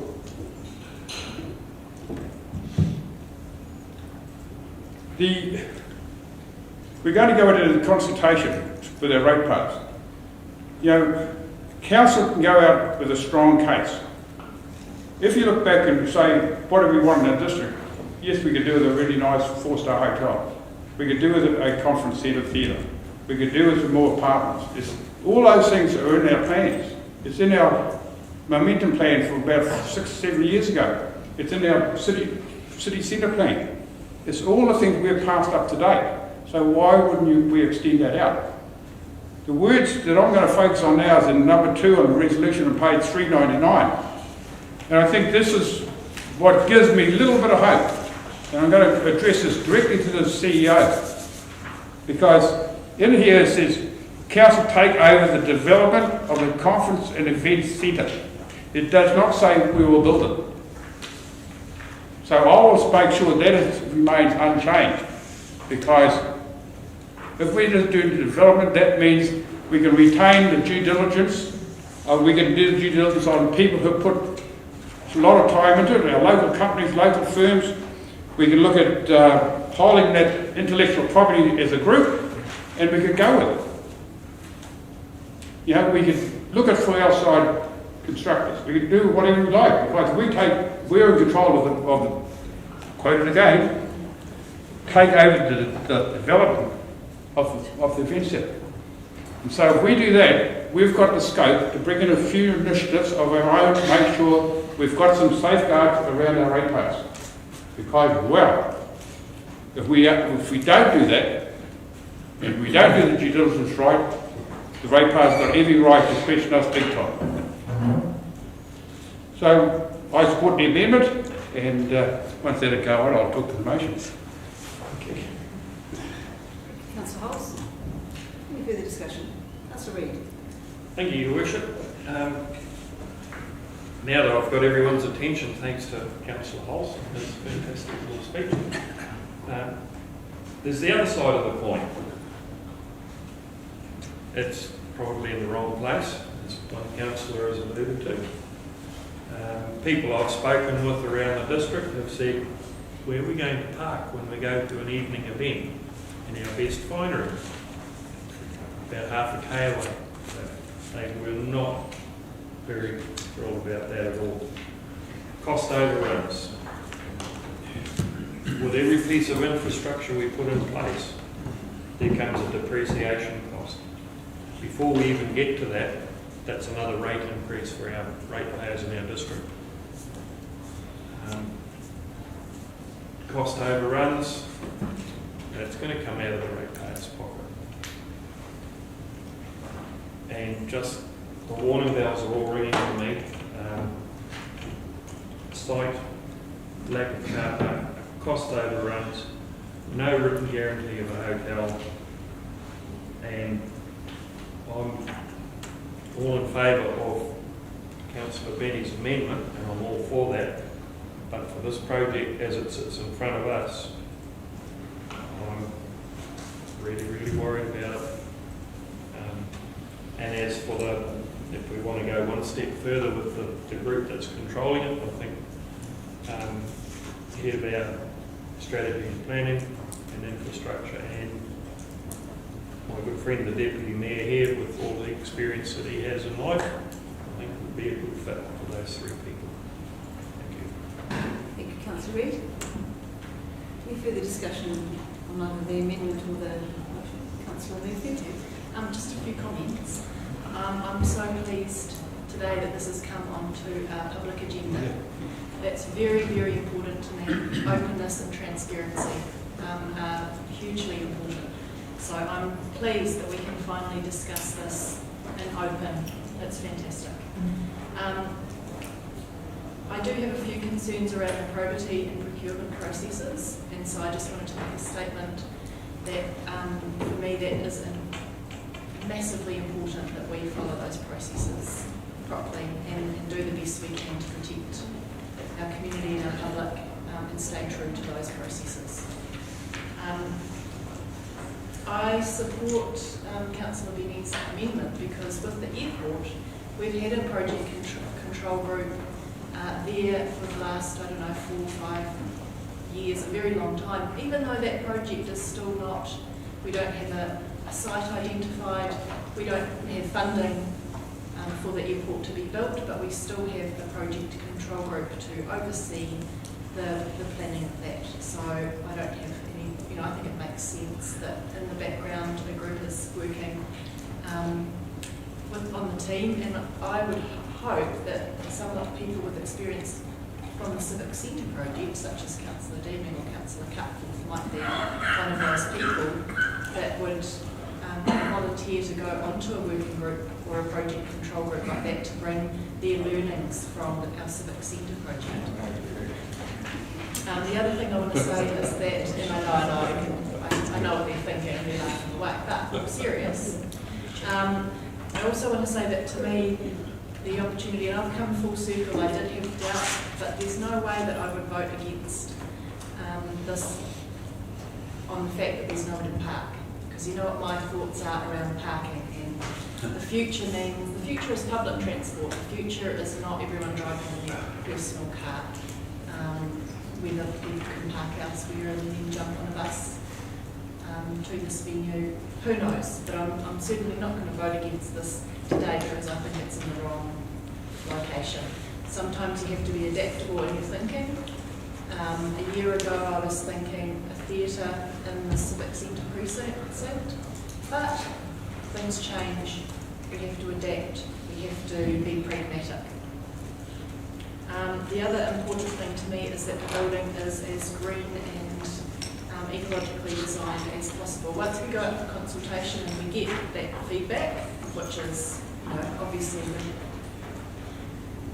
the next step in the process, I just want to say I want to put it out here now that for me it's integral that if this development does go ahead, that it is absolutely designed to the highest levels of energy efficiency, solar passive, and all of those things. So this is going to be a really interesting vote, and I think, like Councillor Hulse said, sometimes you can focus on the negative or you can focus on the positive, and just, yeah, that's all I'd like to say. Councillor Matthew. Any further discussion? I will put the amendment. There's no right of reply for an amendment. I knew that before. I tried that before. Yeah, I know you're going with that one. I will put the amendment, just to be clear, the amendment just adds the words by the end of February 2021 to item 9 in the agenda. Those in favour, please say aye. Aye. Against? No. Carried. It becomes a substantive motion. Any discussion on the substantive motion? Councillor Pulse?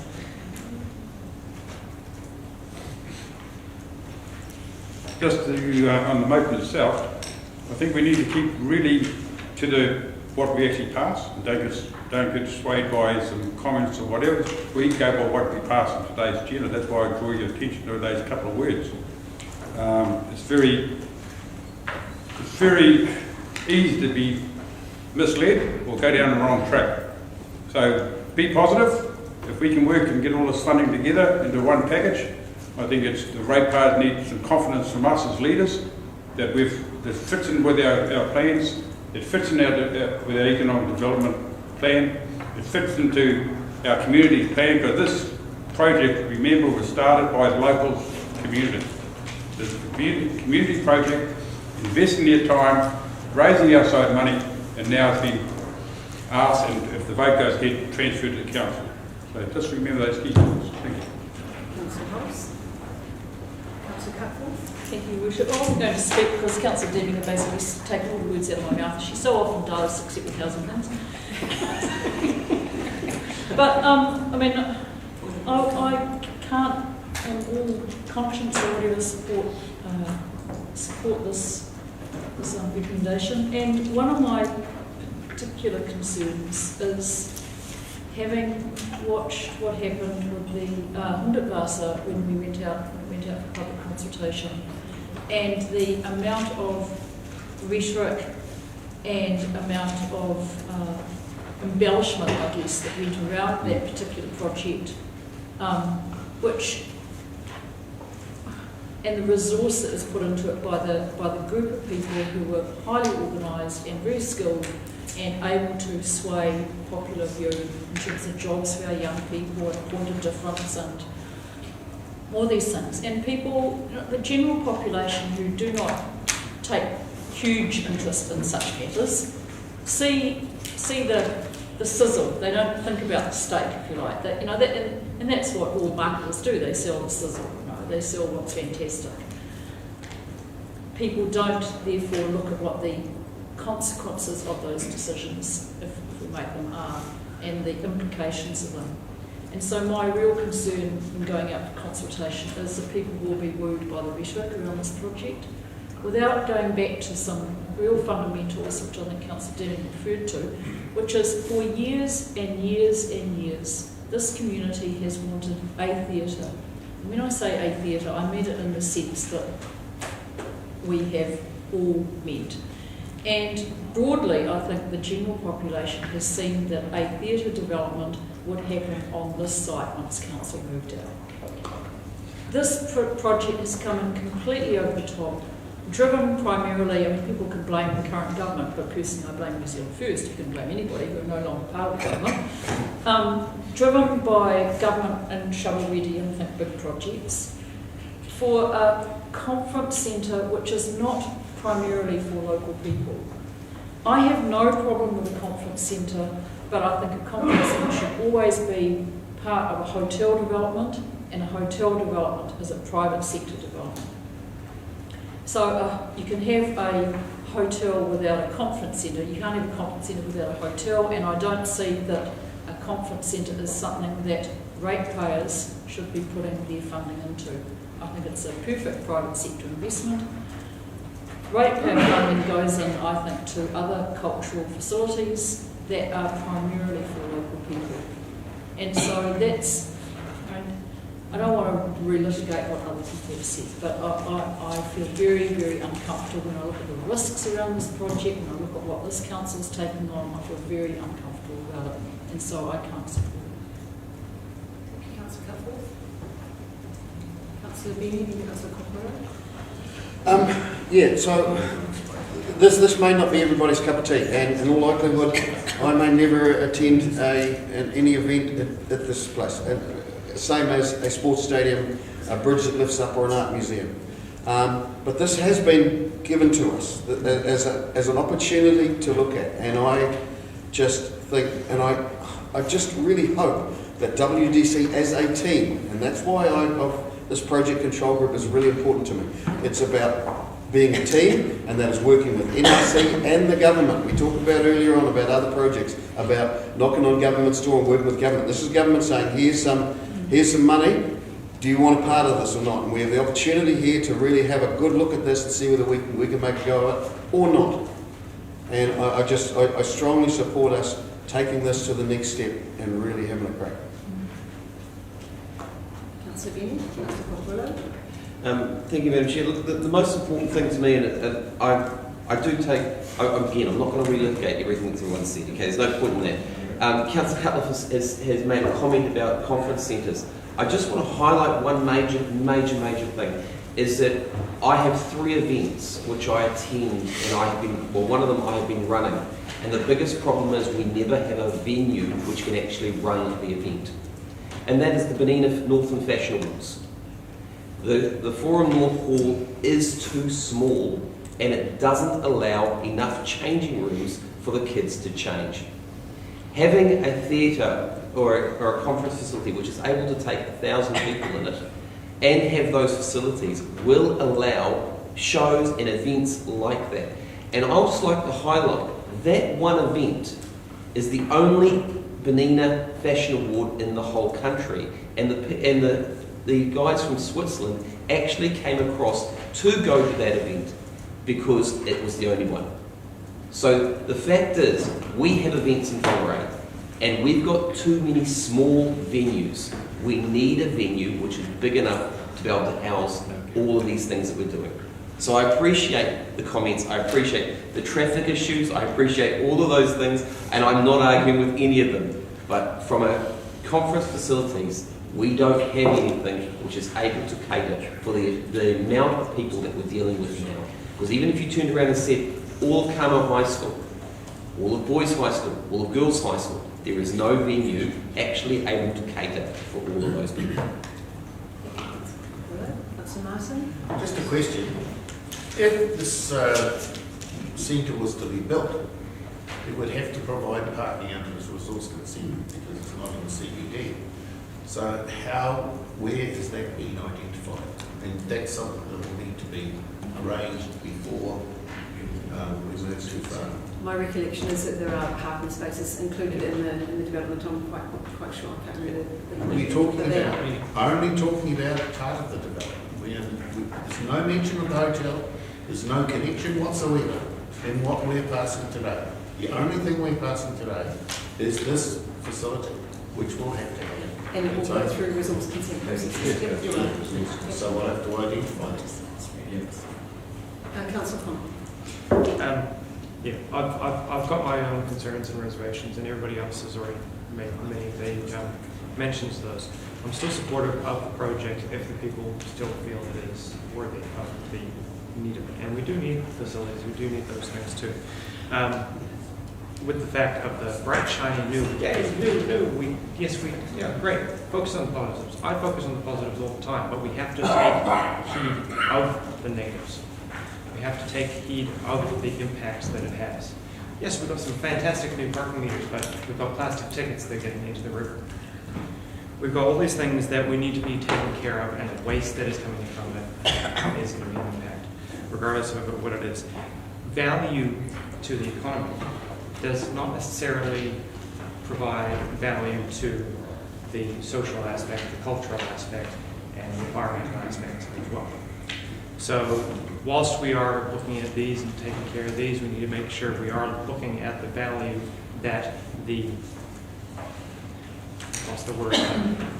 value that isn't monetary that we're getting out of it as well, the social aspects and everything too. And I'm grateful to see as well that there is the cultural aspects that are being brought into the creation of it, and that is fantastic.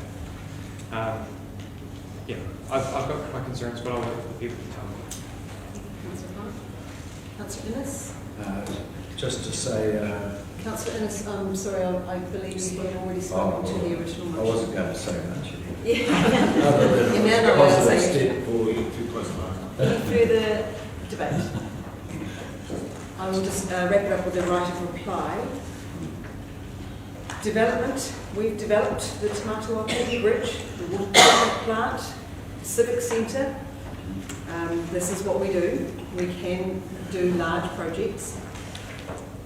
I take on the point around the theatre. If it weren't for government investment, we would absolutely be looking at the development of a lyric theatre at Forum North. And I do believe that that does need to, our community has been waiting since the 1970s. This also, the project that we are looking at today, meets the needs for other aspects of cultural well-being in our community. And while it's unfortunate from my perspective that it has jumped the queue, we always look for a subsidy. And $60 million is too big an opportunity to turn down at this stage. I do hope our community come forward through the consultation process to talk about other aspects of cultural well-being. And I would imagine that there will be very strong commitment to a lyric theatre somewhere within our 10-year plan. So today is about getting the endorsement of this council to take on the development of this project and all the associated things that go with it. So I will put the motion. Division. And Councillor Dean has called for a division. Those in favour, please raise your hand. Councillors Cockerillo, Connop, Peters, Pulse, Innes, Murphy, Golightly, Benny, Cooper, and Her Worship the Mayor. Those against? Councillors Reid, Martin, Cutforth, and Deeming. Motion is carried. Councillors, we'll move to item 7.6. Councillor Martin is moving the temporary road closure for the Chiltec Beach to Basin for the 7th of March 2021. Councillor Connor is keen to second the motion. And again, just to, for those who are looking in from live streaming, it's Chiltec Beach to Basin, 7th of March 2021, the closure of Beach Road between 8:30 and 9 a.m. A relatively short space. Councillor Martin. Well, it's a wonderful event, and we do it every year, so it's really just a rubber stamp.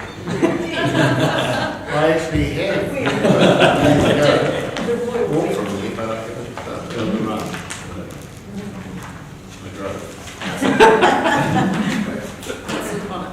Yeah, it's the Beach to Basin is a fantastic event. I've run it many times, actually run it, and yeah. But no, it's great fun, and I encourage as many people to get out and do it because we need to be able to be much more active in a society that sits down a lot and councillors. And I know from being in council for the past year, I need to get out and do a little bit more running myself. But it's wholeheartedly support this event. Thank you, Councillor Connor. I will note that I am the council-appointed trustee to the Auckland board, so I can Councillor Murphy. Yes, good, thank you. So this is, and I'm just channeling Councillor Connor. Could you please take a request back as a possibility? Sometimes at these events they have a lot of single-use plastic bottles that they give out to everyone. There is an alternative. They can provide water bottle filling stations and also compostable cups. So could you please, as the rep, take that feedback to create a zero waste? And if they're selling coffee, make sure it's fair trade. Yes. Gee, me. Thank you, Councillor Murphy. Any further discussion? I'll put the motion. Those in favour, aye. Aye. Against? Carried. Item 7. I was going to move, but never mind. Let me introduce it first. The temporary road closure for Reba Whangarei 2021 to be held on Saturday the 17th of April. Cameron Street, Rathbone Street, James Street, John Street. Period of closure from 6 a.m. to 3 p.m. Slightly different. Councillor Cooper is moving, Councillor Cocorillo is seconding. Councillor Cooper. Thank you very much. Look, this is straightforward. It's a well-run event, and I see no reason to prolong the discussion. Keep quiet. That's it.